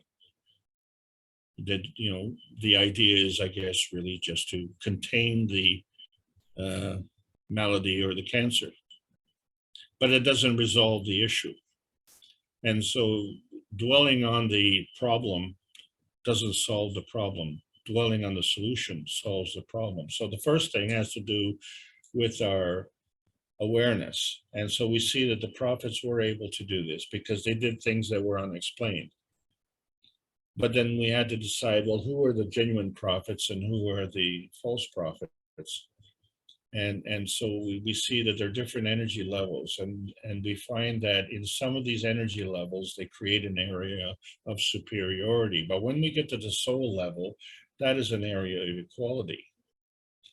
And that soul level will not allow the murder of another soul. So how does that become allowable? And to blame the earth for that, I think, is grossly unfair, because the vertical people operate according to those rules, and they came to Earth. So, the Earth didn't create viciousness on the plants. Well, you don't see the plants fighting. I kind of see, I was going to take a picture and bring it into the reactor group of one tree, small tree I have in the backyard, where all these vines are sort of wrapping around it, almost like they want to climb, but yet they're suffocating the actual tree. Oh, I know about that plant. Yes. Yeah.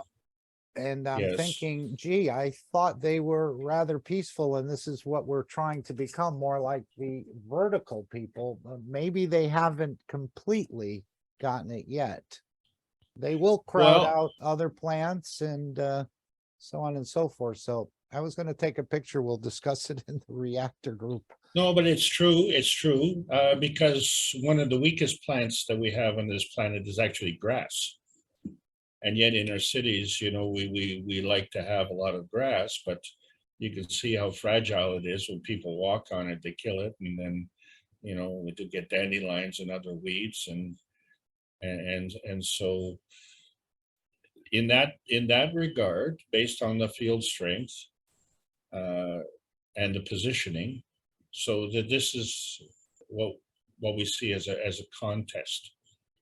But it isn't the kind of contest that we have in the humanity, where we'll actually create a weapon and use it against another. And we don't care if it's a plant or an animal or a human being or a child or whatever. And we have total disregard for, insects and bacteria and of course the planet itself. But the thing is that we have acquired that taste because of the reduction in field strength. And that reduction in field strength gave us a delay in consequences. And we have abused that. There is no opportunity to abuse that if you're in outer space, because it's instantaneous. You can't you can't delay. You can't have a 25-year mortgage on an action in outer space when the action is completed within minutes.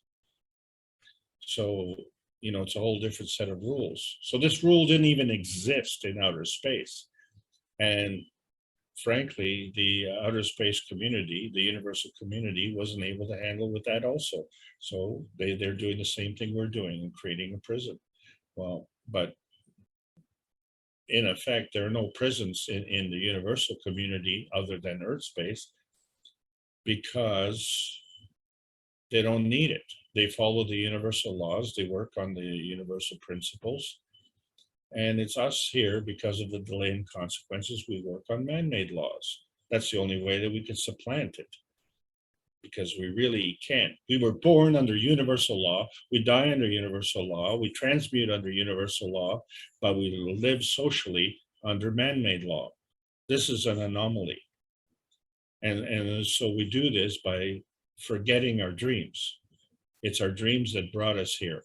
It's our dreams that we have our goals and aspirations founded on. It's the foundation of our family is based on our dreams. We all dream of success. We dream of a family. We dream of peacefulness. We dream of harmony.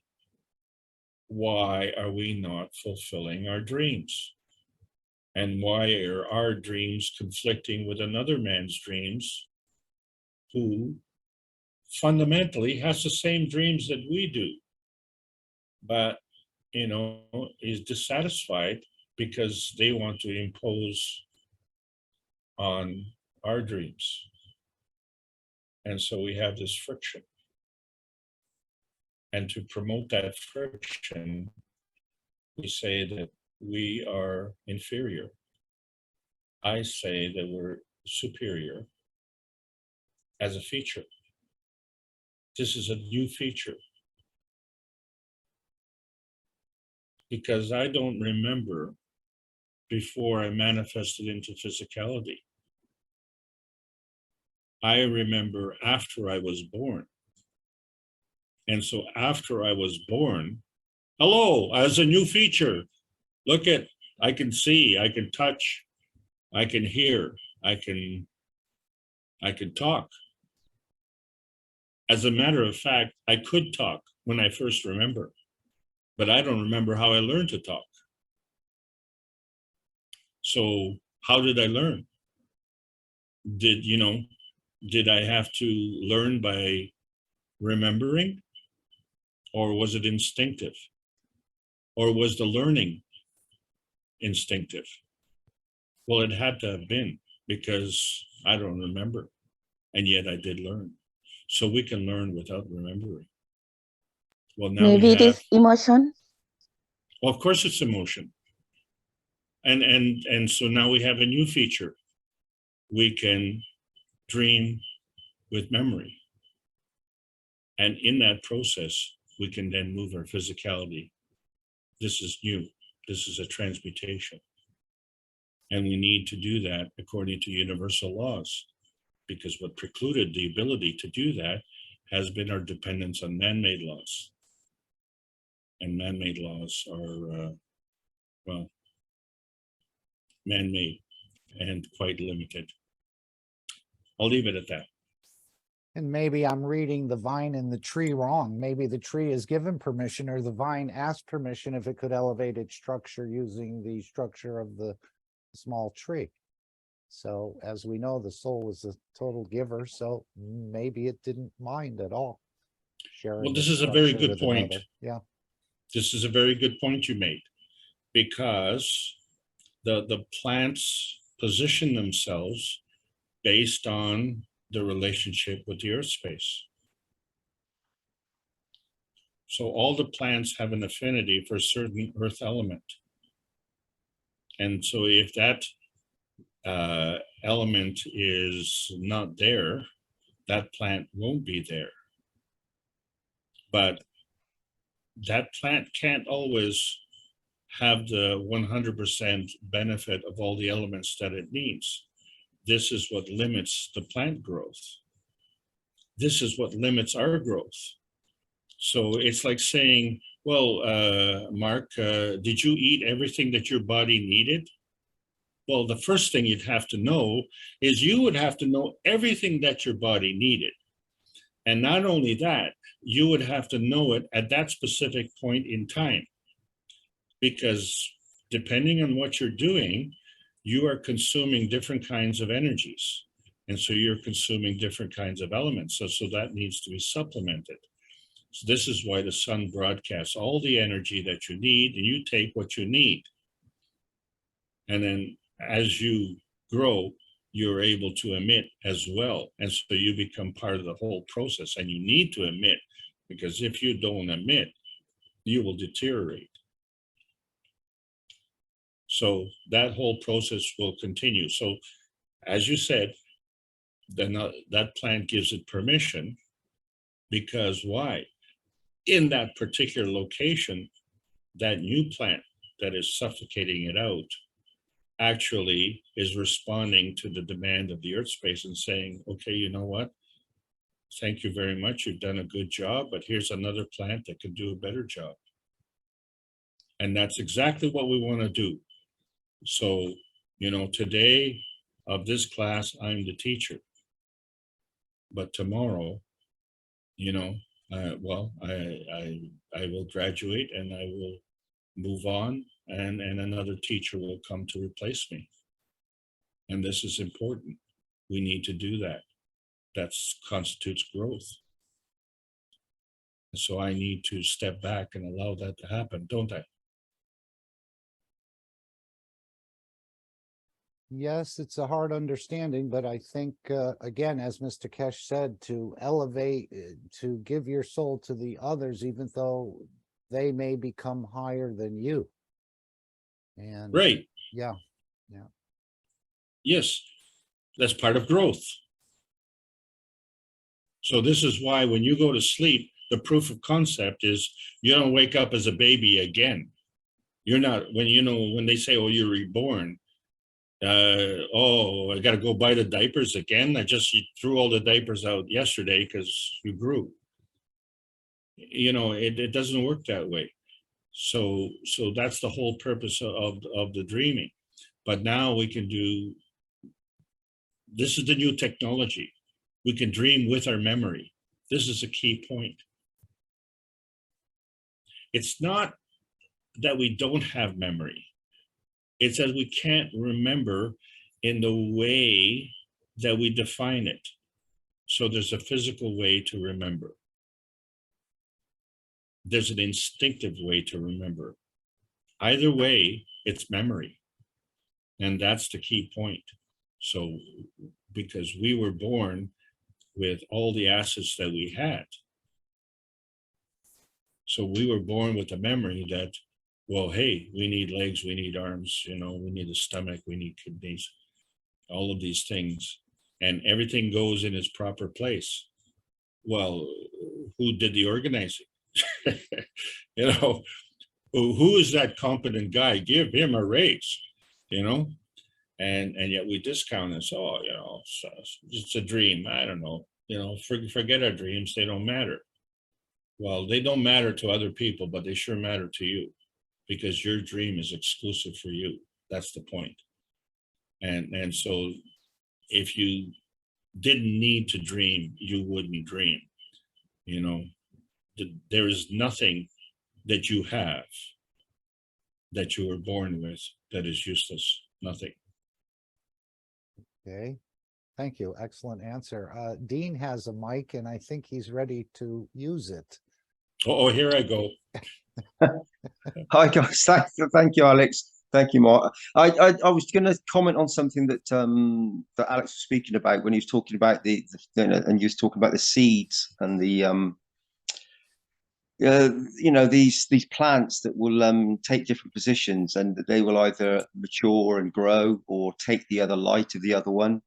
A seed, so from one position as a soul, this seed that's come into a position, a time, place, and position, and come into the matter state, become matter, and then it may be amongst many other seeds, and that one seed may be germinating, may be at a different field strength to the next one, and that particular seed may fall upon the matter state of another creature and be transported across the planet to another location, and then it has to take another position, and it will do to survive in the matter state what it has to do, and it will act according to its origin, what it knows,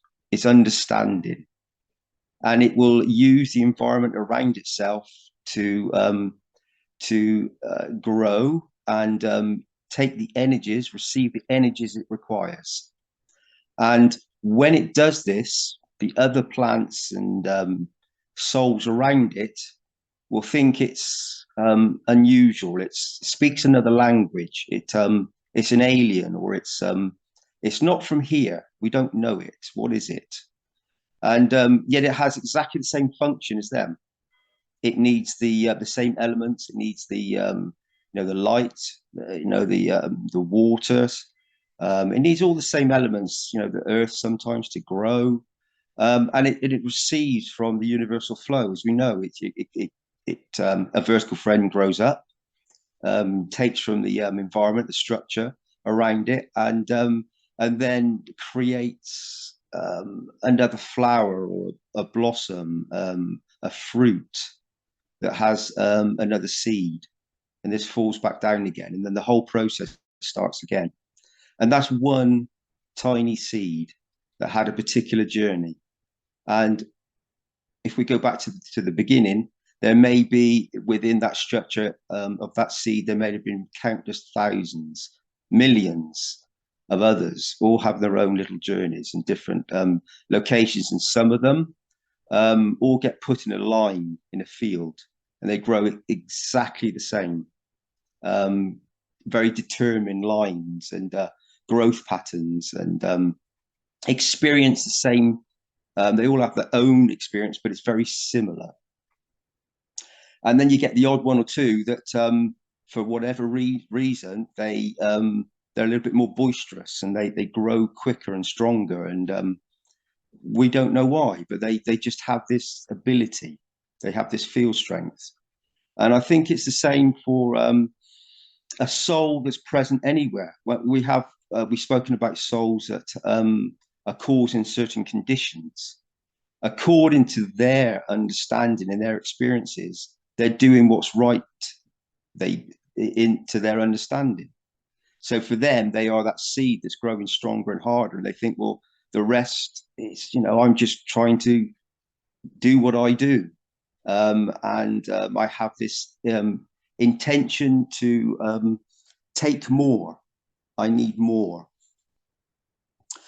When that reaches a pinnacle, a position, then we all know that this then, as a soul, has to pay back, has to balance the flow of the fields, of the interaction that it's taken from. And if it's taken many different elements and substituted itself for many other souls, then the balance is for all the souls that it takes.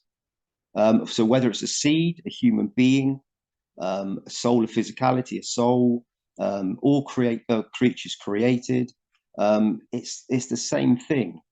So it's we all have a choice. You know, we say the vertical friends are more intelligent than us, and they have learned to feed from the fields. So they plant a root. Many of them, they put a root down, and the soul is at the bottom, you know, underneath the root ball, and then they grow up vertically, and they start receiving you know, all the nutrients and all the carbon, oxygen, nitrogen, hydrogen in the atmosphere, and all these things that they feed from and create the CO2. This, for them, is a beauty, it's a soul. And that is an experience in the matter state that they have just, you know, they're experiencing and they've chosen to experience. Once the seed or once the plant then takes another position, it releases the soul. The bird flies the cage and it takes another position. I think, and the understanding of that is that there was something the other day that in the German speaking community, and they put up a very picture of the universe, and there were countless stars. It was like a mass of stars, and it was almost white. There was very little background. It was a lot of white because there's so many stars. And when you think that that one seed or that one soul, that one human being is that one seed on a vast, vast ocean that was in fact a tiny, tiny, tiny, insignificant fraction of the totality. And it was just unbelievably vast. Then for one seed, one soul to take more than the other may seem in the environment a healthy thing to do. But within the structure of the bigger picture, that's not the universal flow. That's not being in the creation. That's not being part of, with all the other souls in agreement and allowing, you know, and being part of a bigger structure. So that's a choice, and that soul has an experience. However, it will have to balance the position that it's taken. And whether it is in the moment of the creation when it's in a physical body, or when it takes another position as a you know, as an eternal soul that has a presence that can go on and make other creations, could go on and start creations that could be vast structures that could well, create such beauty. However, a single intention thought will stop that in its tracks, and it will then just become something that's eating itself and stops when it could have been the most amazing creation in the whole of totality. It could have been part of something so incredible, but it makes a conscious thought that in this moment, I need all the energy that I need right now in this very short matter state condition. So I'm going to take everything I possibly can to make me as big as I can, but it's very short-minded. It's, you know, we all have a choice. Everybody has a choice as a soul. However, when you start to understand some of the plasma, you look at the night sky and you look at yourself as a soul, you become, your whole structure, your whole being is to help others and to give to others, and to bring them up to a level that they shine brighter than you. It's like you just said, Alex, letting another teacher come through and you step back. In the universal condition, we know this, it happens all the time, where you have pleasure and it gives you great joy to see another elevate enough that they start to bloom and shine, and the other souls look back, and it's giving, it's unconditional love, and it creates this this warmth and this feeling of creation, and then it starts all over again, and it's a beautiful creation instead of a very definite stop and taking everything in the moment and then stop the whole creation. So we all have a choice, and that's just from one tiny seed, and that's just one thought, and it's unlimited. You know, we could speak about this in many different ways, And this then goes into, you could take this into any of the elements on the planet Earth. As a soul, you could extract all the liquid from the earth and use it as an energy source, and be very short-minded and very, and create a condition where you control the element of it, but you restrict all countless numbers of other souls that are within that structure, and you're responsible for every single creation of everything. Every single interaction is a soul. Everything. It's like Mr. Kesh when he speaks about the 18 Hiroshima bombs and energy dispersed when a soul takes a new position.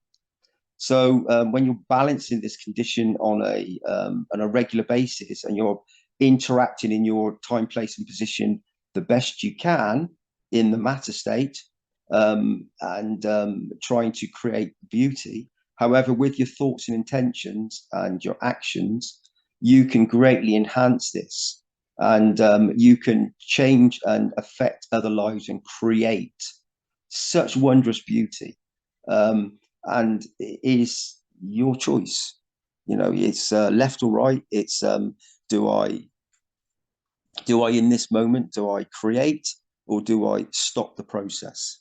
And yeah, it really is a choice for each and every single one of us in each moment.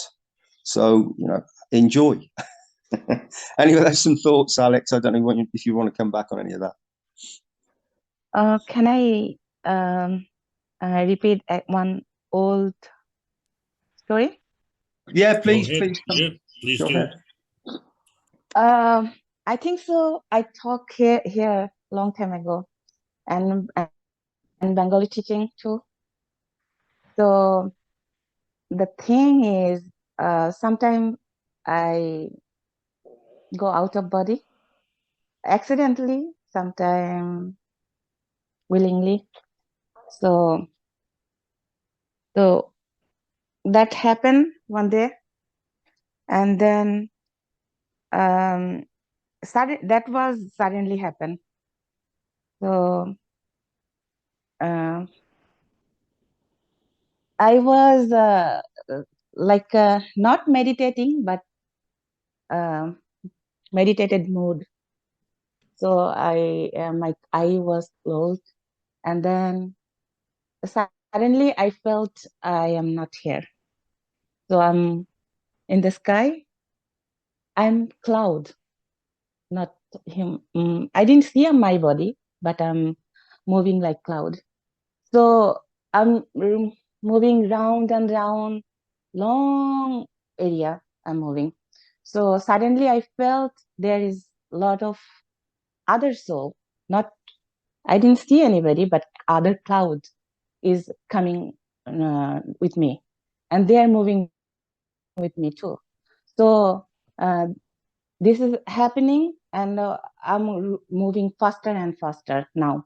So all cloud joining me, and they're moving faster. So it's making very big tornado. So suddenly I looked down, and then saw the little house, like an ant house, and everything, big land and everything. So I felt if I'm oh my God, I'm moving this way and I'm making tornado. So there is people, their house will be destroyed, and then this thing. When I felt that, and I know before I had a lot of experience, those kinds of, when I think three-dimensional way, normal way, then I can stay there. They knock me out from there. So I'm saying myself, why I think that, and now they're going to knock me out from this place, and right away I am here, not there.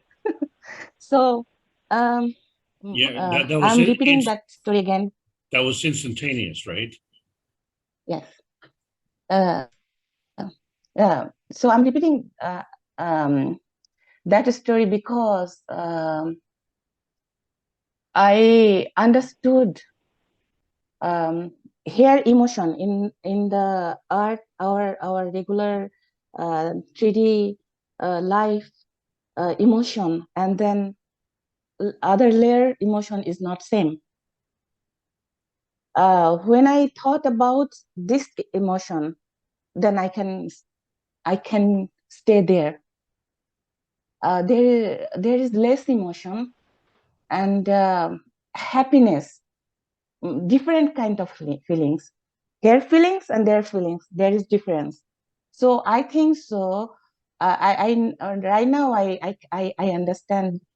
Every level has a different emotion. So when we change our emotion, so we could move other places. That's all. I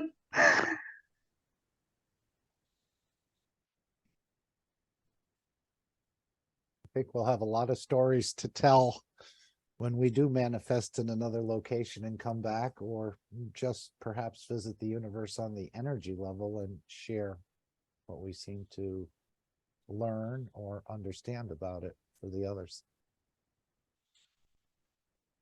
There'll be many We do this every stories. evening, or when we sleep, Mark, don't we? So we take this position anyway, and But will you sleep in space? will you sleep? Precisely, Mr. Kesha said this. Will you sleep at all? He said that you won't sleep in space. There's so much energy. He must have been referring to the physicality being in space. We know the soul does not sleep, or the soul of physicality, but it must have been on the UFO he was referring to, where he said there's no need to sleep. There's so much energy. So are Yeah, our I mean, days of dreaming over, other than daydreaming, perhaps?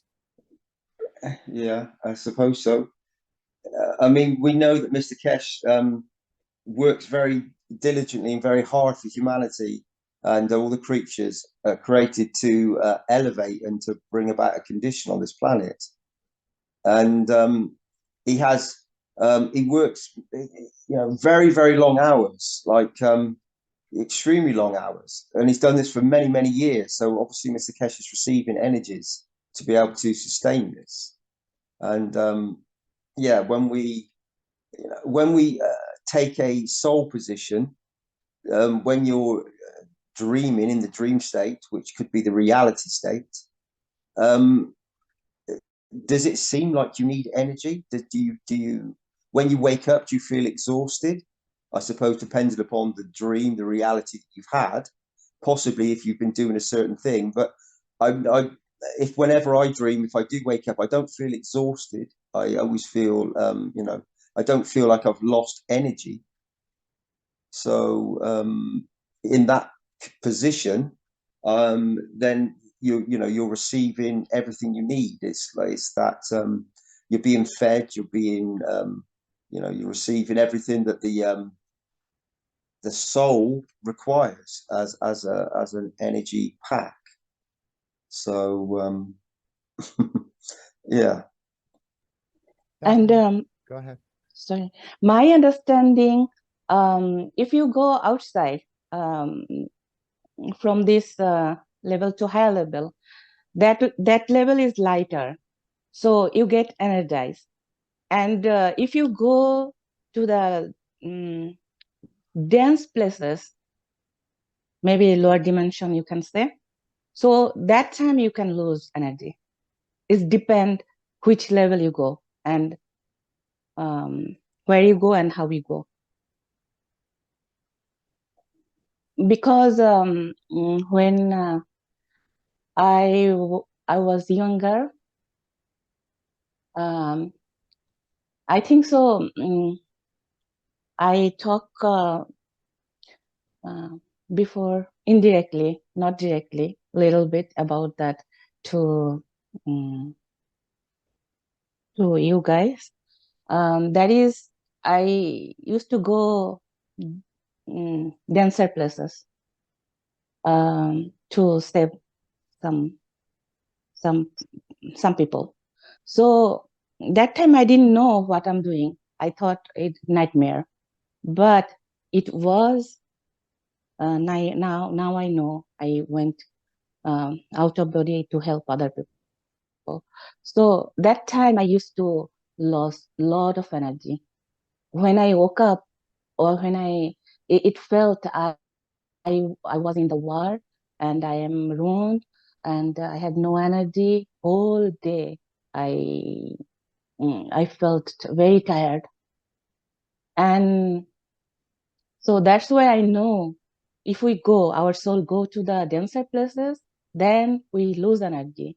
And when we go to the higher energy places, that is lighter place, so we get energy, not lose energy. That is difference. Yeah, I agree with you there. I understand what you're saying there. I went to an event yesterday, and before I went to this gathering, of people that were, it was lots of people doing lots of different arts and crafts and making different tools and and things. And I took a load of plasma, water, and some other tools that I made for this occasion.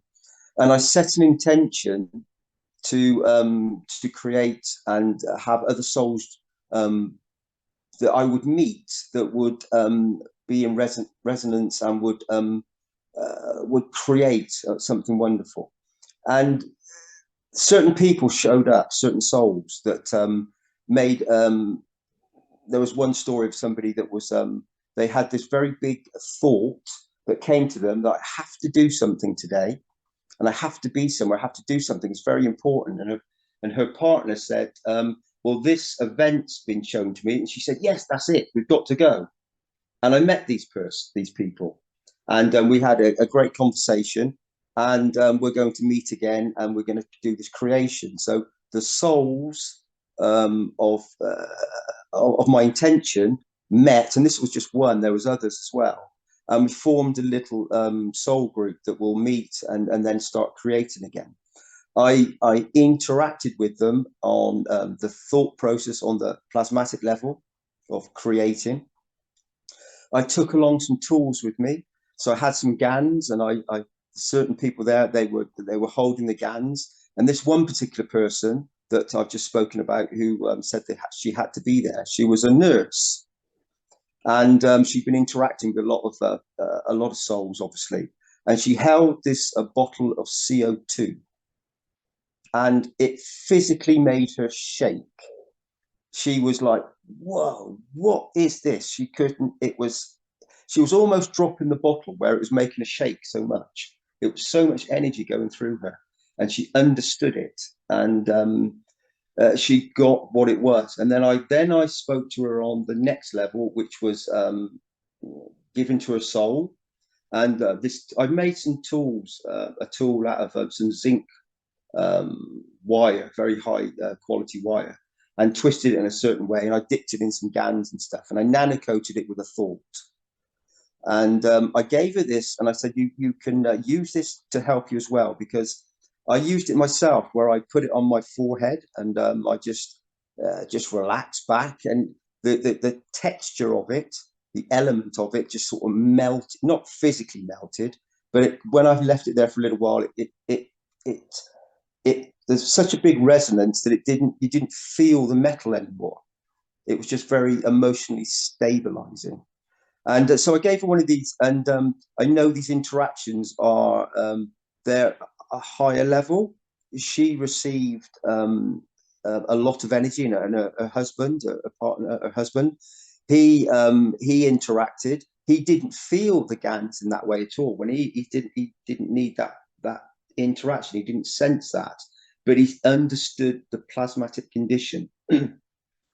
And I think this will develop into many other things, and their souls may be operating on much higher levels than me. However, they may be going into lower levels, and their energy levels are going up and down. The same with myself when I dream, when I go into different states. So we're all interacting in multidimensional aspects, and then the souls are meeting in a certain position, a certain place, especially if you set an intention.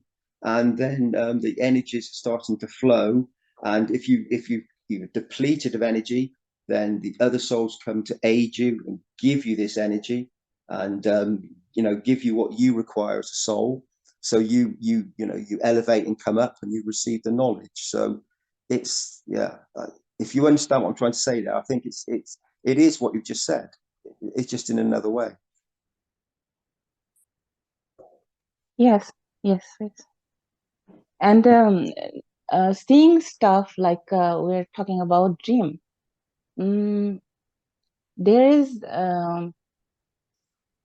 not always need to dream.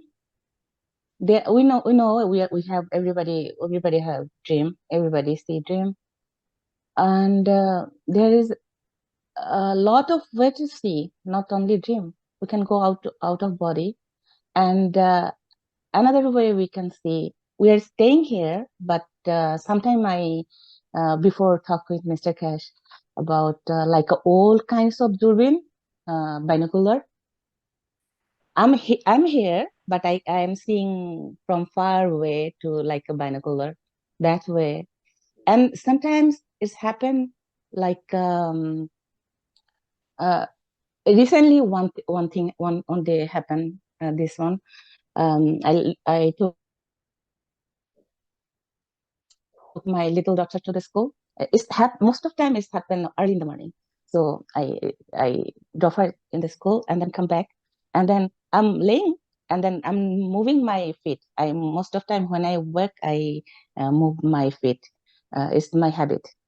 So I'm doing that, and then suddenly I felt I'm not here. I'm somewhere like a tropical place. Those kinds of place. There is fall, and the fall is coming on the water is dropping in the rock, and then I felt my vision is like I'm seeing little bit place, not too much outside, little place. I'm aiming one thing, maybe one bugs or something, a little thing. So my eye is moving this way, that way, and it's like a lizard, small lizard. I'm laughing. I'm seeing that time, and I'm moving my feet, but I'm seeing that thing. So those kinds of vision is really really funny. So we can see different way, and I think so.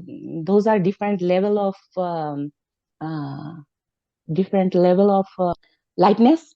Maybe some is thicker, some is little lighter, some is like a fog, and then some is lighter. So now I understand. Now I think maybe in the future we will that way move to the another place. Maybe that is our future stuff. It's a bit like I understand what you're saying. I think I do. Do you? When you have when you smell something, and you're transported to that time, place, and position instantly that you smell it.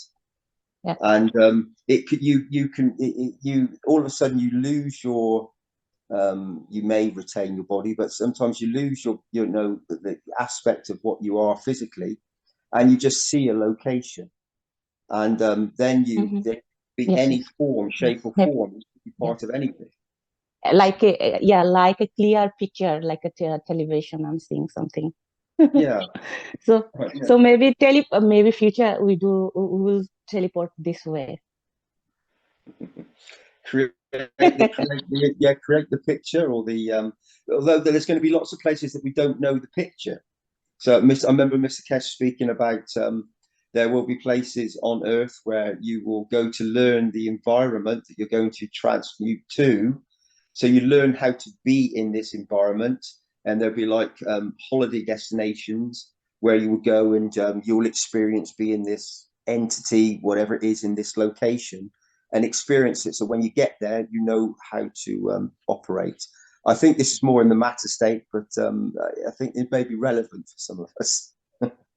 And what about, so you don't need to go anywhere, that you entity, you feel entity, you're nearby, not going anywhere, close to you.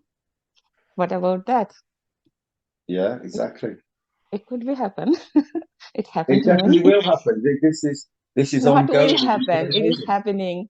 It is Yeah, happening. well, it's happening for many souls all around us in this moment, and some of us are awakening to it and becoming, gathering the field strength to be able to join this. So it's an ongoing process, and we're all involved.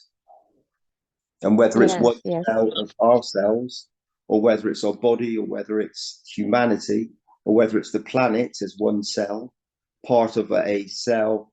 I made man in the image of myself. And so, this could be one cell within the structure of, I don't know, a lung or something else, or a galaxy, whatever it is. And it's one tiny, tiny, tiny little bit. But then within that tiny, tiny little bit is the whole of creation. And within that tiny little bit, as you go further into the inner space, we keep going in and in, and we come to back into ourselves, into this position. But then we can open ourselves up to be at any point on the canvas. So once we start doing this transmutation and we experience it and we understand it, I don't think it'd be too long before, as Mr. Kesh said, he's going to keep a tether on us for a little while to make sure he knows where we go, so he can bring us back. But there will come a point when, obviously, as children develop and they toddle, then they start to wander a little bit further. Then they grow, and then they have experiences, and as they become older and more mature, then they take their flights as they choose. I think it'd be the same for all of us. Yes, yes. And I also think that the vertical people are going to change when we change and stop destroying everything in the name of making profit. I think everything is going to adjust and more or less accommodate. Because if you look at deforestation, what happens? I mean, you get the trees that are laden with vines that are, breaking them. And also the animals can help to make sure that everything is kind of balanced in the ecological system. So we've taken them out and we've killed and we've done everything. We've really kind of distorted the whole system on the earth. So, I've kind of watched it here. I go out of my way to plant things so that the bees will have some flowers, but I also know that, the vines are gonna be a little bit heavy, but I watch the animals. They actually help to balance things out. So it's very, very interesting to see the way things interact. Just my thoughts on how we've really made a mess. Thanks. Yeah, thank you, Gail. I know in the there is spoken about in the ethos of the Universal Council, and the whole of creation, when when it's really a given situation, and the plant and the planet Earth is very open and in the flow, then it will be the whole of creation, and the flower will bend over and touch the matter state of the earth, and it'll turn into a butterfly or a bee and float up, and then create something else and become something else in the night sky, a star. And it'll be a magical, it'll be this part of creation. It's like coming to a position where we suddenly can be able to create. Mr. Tesh said this, give me 10 years and you'll ask, how did you know? We will certainly be able to start creating the matter as we literally concentrate and focus our thought. And I want a unicorn. Thank you. I dream all the time. Yeah, well, why not?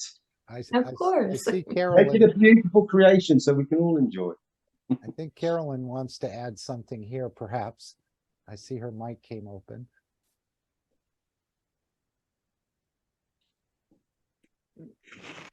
Carolyn? Okay, I guess I'll mute that. Sorry, inadvertent. Okay, no problem.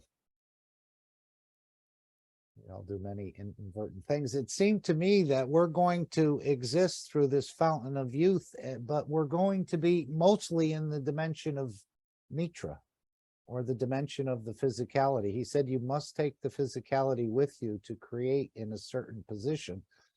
Now, I'm thinking when you're sleeping and your soul is on the other side of the universe and it's fully connected to the structure that's in the bed, wouldn't you be able, again, does the soul need to be there in that structure for it to exist? No.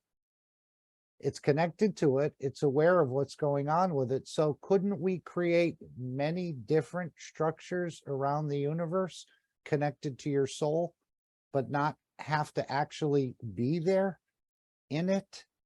This is some of my thoughts that I've been thinking as of late, that we can. We could. Yeah. Sorry. Again, I don't know. I'm just thinking, because your soul doesn't have to be within you. You don't die. It goes across the universe. It's fully aware. As soon as you wake up, it comes back in.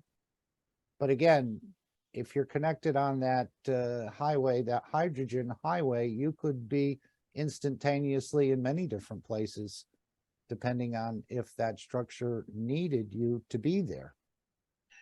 Mark, you know, I don't want to mention that, I have to say the word. So avatar.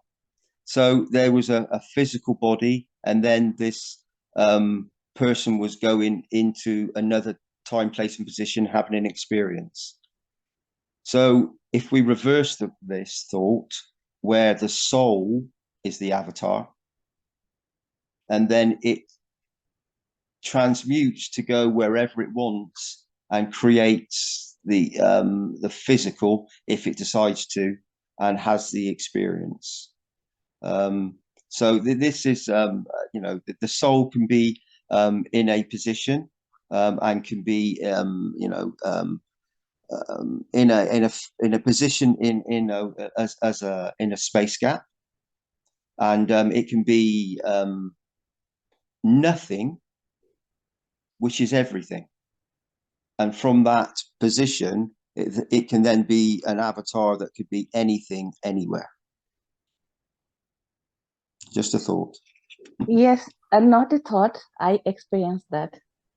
Okay, I know it's not a thought. I saw myself a lot of a human body and other places, and a few minutes ago I told you that I saw myself in the clouds, and then under the sea. So everything is possible. Nothing is impossible. Yes, we know no limitations. Yeah. Would anyone else like to bring something up? Alex, do you have some further thoughts you'd like to share about all this? I know you did quite a bit of sharing. Well, I do, and then that is in the preamble to my presentation.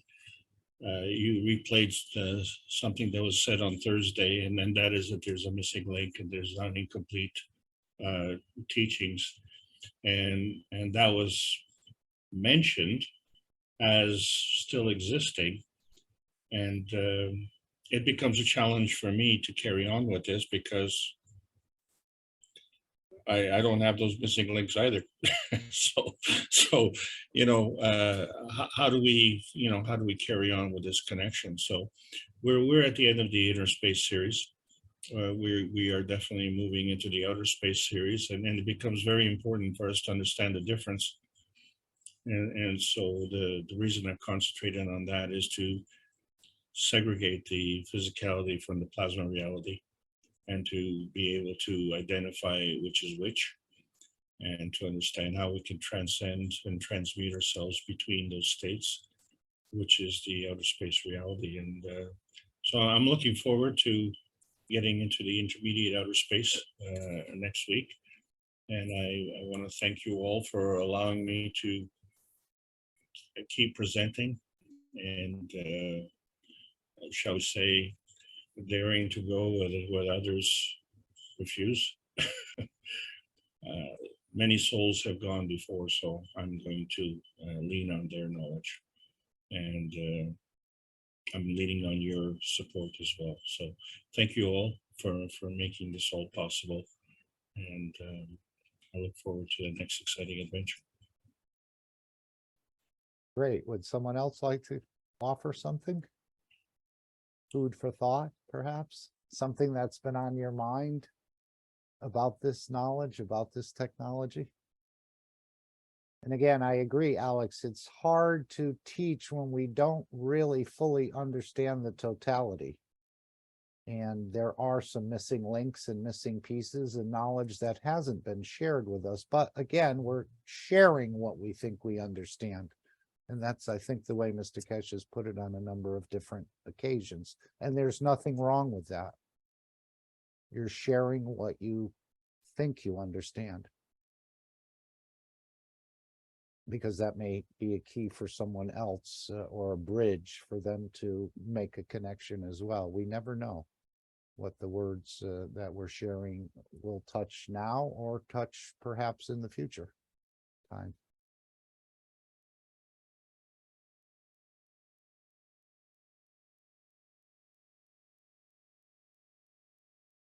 Anyone? Mark, I think this happens all the time. As we speak the words, we're creating, and as it's always been with the foundation, we speak the words to our understanding, and all the knowledge seekers and all the beautiful souls present all have their own understandings and experiences, and when they bring those creations forward, the soul of the creation, the souls coming together, create something again, a whole new superstructure. And we create thought, the scaffolding, and then you create the superhighway, and then it fills in the other bit. You get transmuted to another position.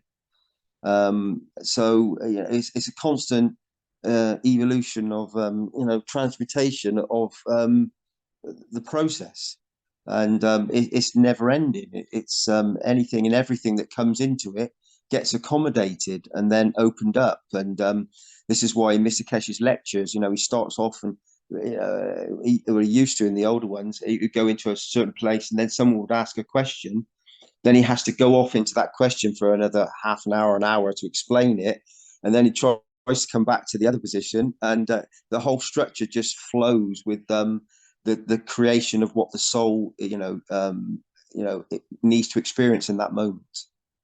It's constant. That is the teaching process, and I think that Alex has experienced this himself when he's bringing all these beautiful teachings forward, as he creates them, and as he's interpreting the knowledge, and using thoughts, actions, and words to bring it forward.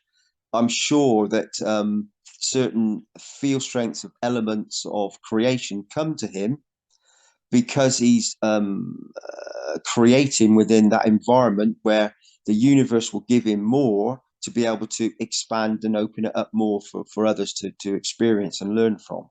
And so he's been elevated as he does it, and then he goes up to the next level, and then it brings us, brings the other souls up to his level, and then wishes for them to take another position even higher. And that goes back to everything we said earlier on. So it's constant. Yes, that is true. Yeah, I think so. Yeah, it is, and it's a wonderful creation. It's we started off. I spoke about a seed to begin with, and from that, all this has opened up. That I've spoken about, and you've contributed to, and I've interacted with. And it's slightly off, different to what Alex was speaking about, and Alex's understanding, which is, in a different, higher position. However, it's all relevant, and it will all lead, all roads lead to a certain position. And whether you go round in a plasmatic spiral, and travel around the universe and some other places and experience many things, or whether you have a very direct line.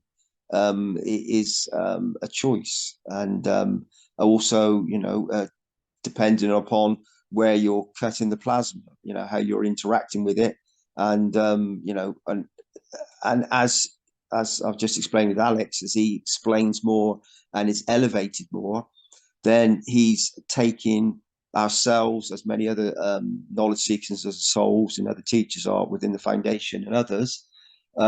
You're elevating humanity and then moving, into the spiral, into the plasmatic spiral, and we're taking the first step on this very big step into the universal community. And whether that is the inner earth within inside ourselves, the inner space, or whether it's the outer space, however you want to describe it, we all have that choice. But it's that wonderful, at least we're starting to understand it to a position where we can start to grow and to blossom, and experience more. We've always taken the step. It started from our ancestors a long time ago, that and all the soul positions that they had, that gave us all this, the technologies we have now, the experiences we have. And even though it seems very harsh at the moment, without all that, we wouldn't be where we are right now. So we've experienced that in the matter state and on a soul level, and now we've reached this position, and it's about to change. I feel like that I sense it, and I'm sure many of us sense it, that it's on a very balanced tipping point at the moment, where it seems for many souls that don't, that they're interacting in another way, that it seems for them very hard. However, there's within the foundation and others, there's many people that actually feel that this is the elevation point. This is the very moment when most find it is the hardest. When you understand a few things, a tiny fraction of it, you actually feel this is the point where it changes, and humanity and other souls take another position, learn more, take the first step. Anyway, thank you, guys. Thank you, Dean. Thank you, Mark. Appreciate it. Are you on for 2 p.m. tomorrow? Yeah, I will. I will sort something out, and I'll be present for tomorrow. Yeah. Good.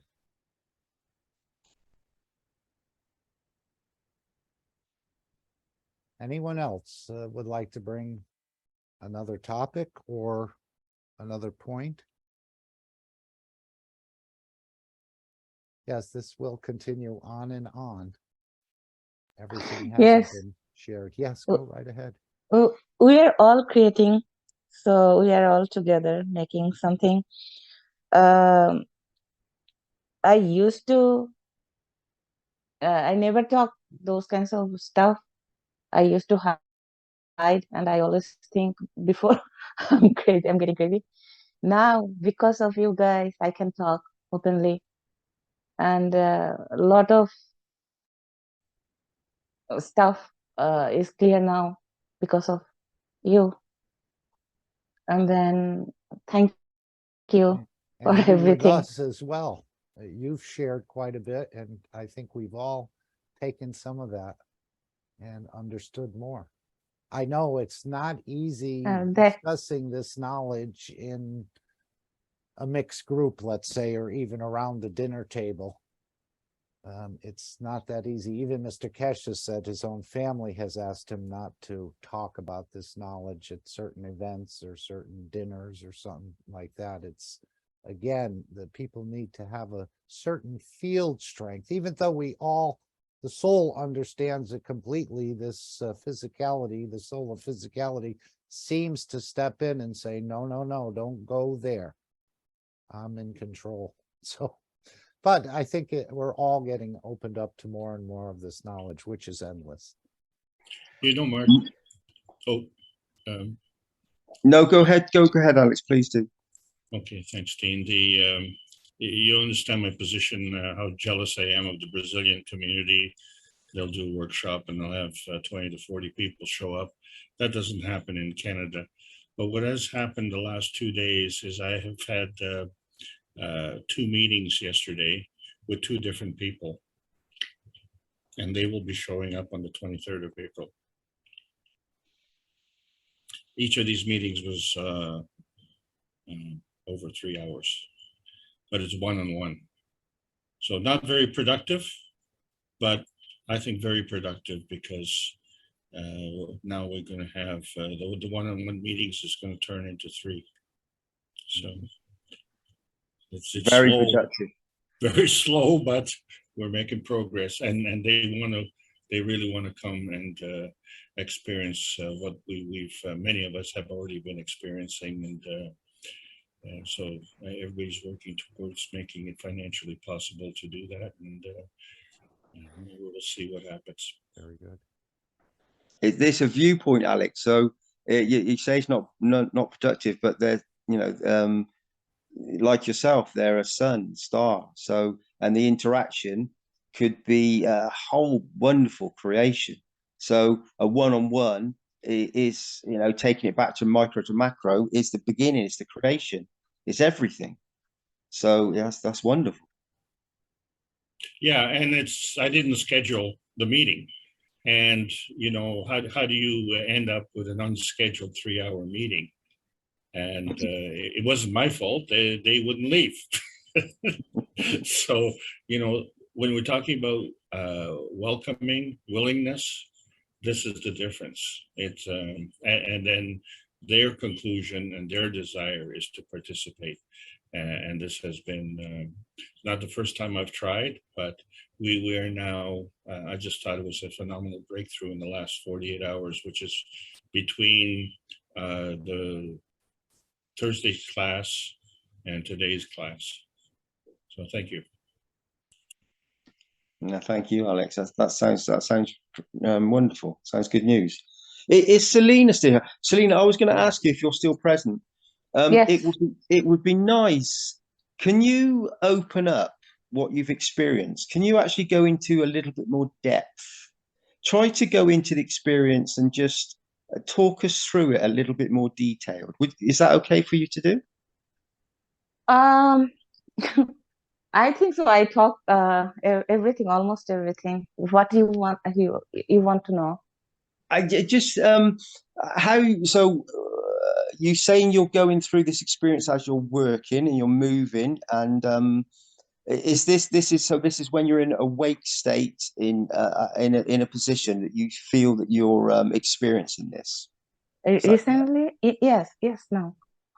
But it's started. I think so when I was very little.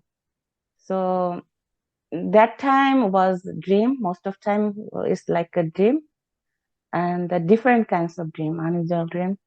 So you know, the third world. I born in Bangladesh, so we can talk about that.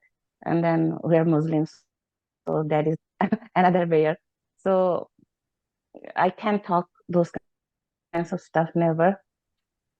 But I felt always in my life, when I was little, from there to now, always felt somebody watching, like not one person, sometimes 3-4 persons I felt, sometimes one. So I can't see them, but I feel they're nearby, always watching me. And then when I'm getting older and older, that time is a little bit less. And then when I came to America, get married, have children, that time started again.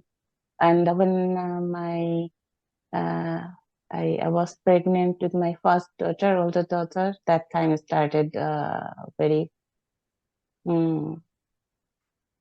That time a lot of stuff happened. I used to scare. It was a scary moment. I don't know. I can talk to anybody, and I didn't understand what is going on. So after my third daughter, yes. I was going to ask you. Sorry to stop you. I was going to ask you. So, when you had these experiences, was there a common feel strength of an emotion that you can think of? Or was it Now, all different? oh, um, before my, before when I met Mr. Kesh's teaching, and then I used to follow one lady is Dolores Cannon. That time I was learning. I'm fixing my puzzle. My whole life is messed up. Lot of stuff happened, but I don't know what is going on. I couldn't fix the puzzle. Then when I met Mr. Kesh, his teaching, that right away I understood what he's talking about. But people making MAGRAV, this and that, those kinds of stuff, that time I got lost. Or maybe I didn't understand. I told myself. But now, that many years later, I think we are coming that way. When I met him first time, I understood that thing, and that is happening now. So I understood at the first time what is going on. So now my experience, now I know everything. So everything I look closer and compare everything. So this way I learn more. And now I can go, like vision is my vision came, I think so 7-8 years, maybe more than that. When I made GANs, CO2 GANs, and then zinc GANs together, and little bit CS3 GANs mixed, and then I put in the big jar, and I put my in the dressing table in the bedroom. So few months I drank the water a little bit in the nighttime, and then I started coughing. So I thought maybe I did something wrong in the GANs. So I throw those GANs in the drain, in the sink.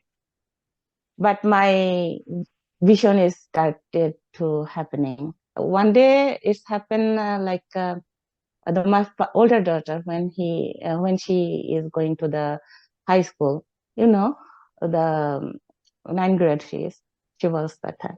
So I took her to the bus early in the morning, and then I drove her, and then came back home, and then I tried to lay in the bed, and then my head didn't touch the pillow, but my just eye closed, and I try to sleep, and that time suddenly I get out from my body, but I'm half sleep, half sitting position, and I get out from my body, and then I saw a Chinese what is that, Chinese cooking school.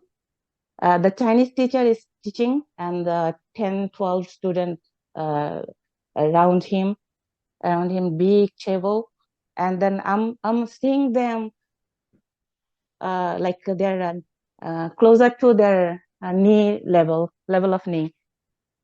Whatever, I don't know who I am and what I was, but I'm seeing their upper top of the body. The Chinese guy is talking, then the student is listening, and then suddenly I come back, and then I was so scared.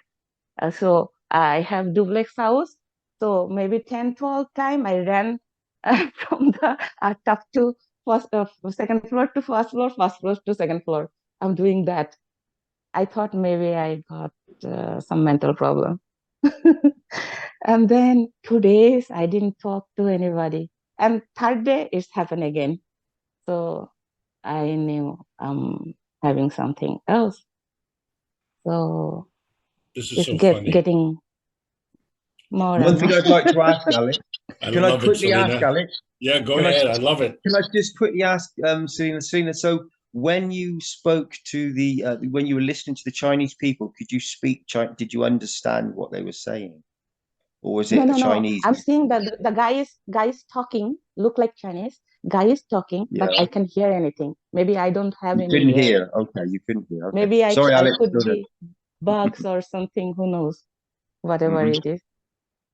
Okay, thank you. But I'm sitting there knee level from the, if you stay closer to knee, if you say, I'm just saying that top of the body. Mhm. Yes. Thank you.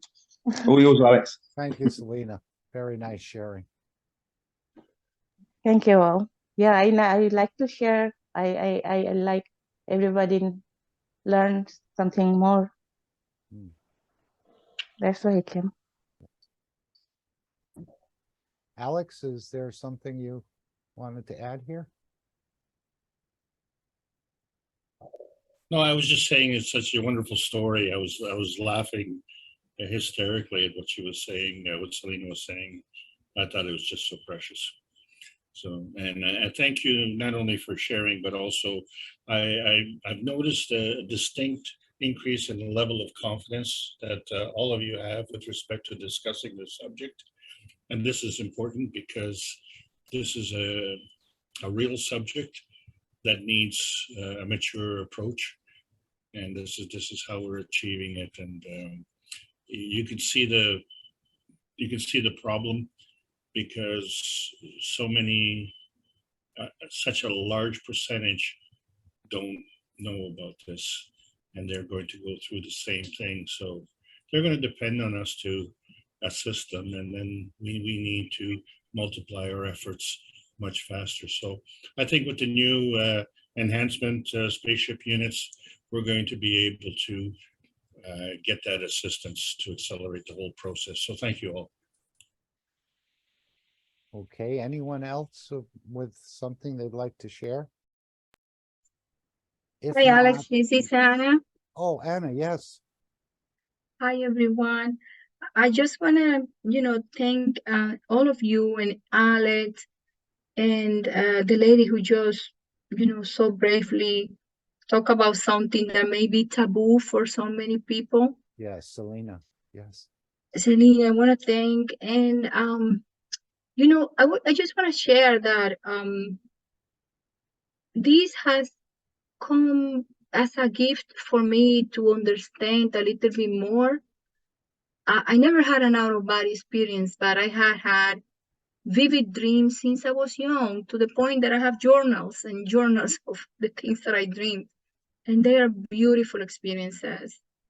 And now I know that my soul is going places and experiencing different things, and numbers, images, words that have been given to me that they don't exist in the dictionary. So one thing that I noticed, though, that I wanted to share with you is that when I come back to my body is in certain positions. I don't know, I noticed this recently, like in the last couple of years.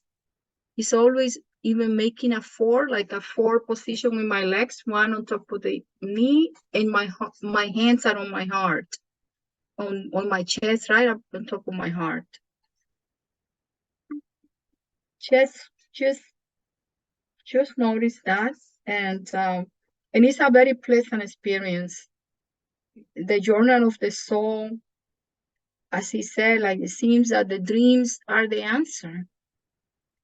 And for me, it has been a very pleasant experience, to the point that there was a time when I was upset because I woke up. I didn't want to come back. I want to share that.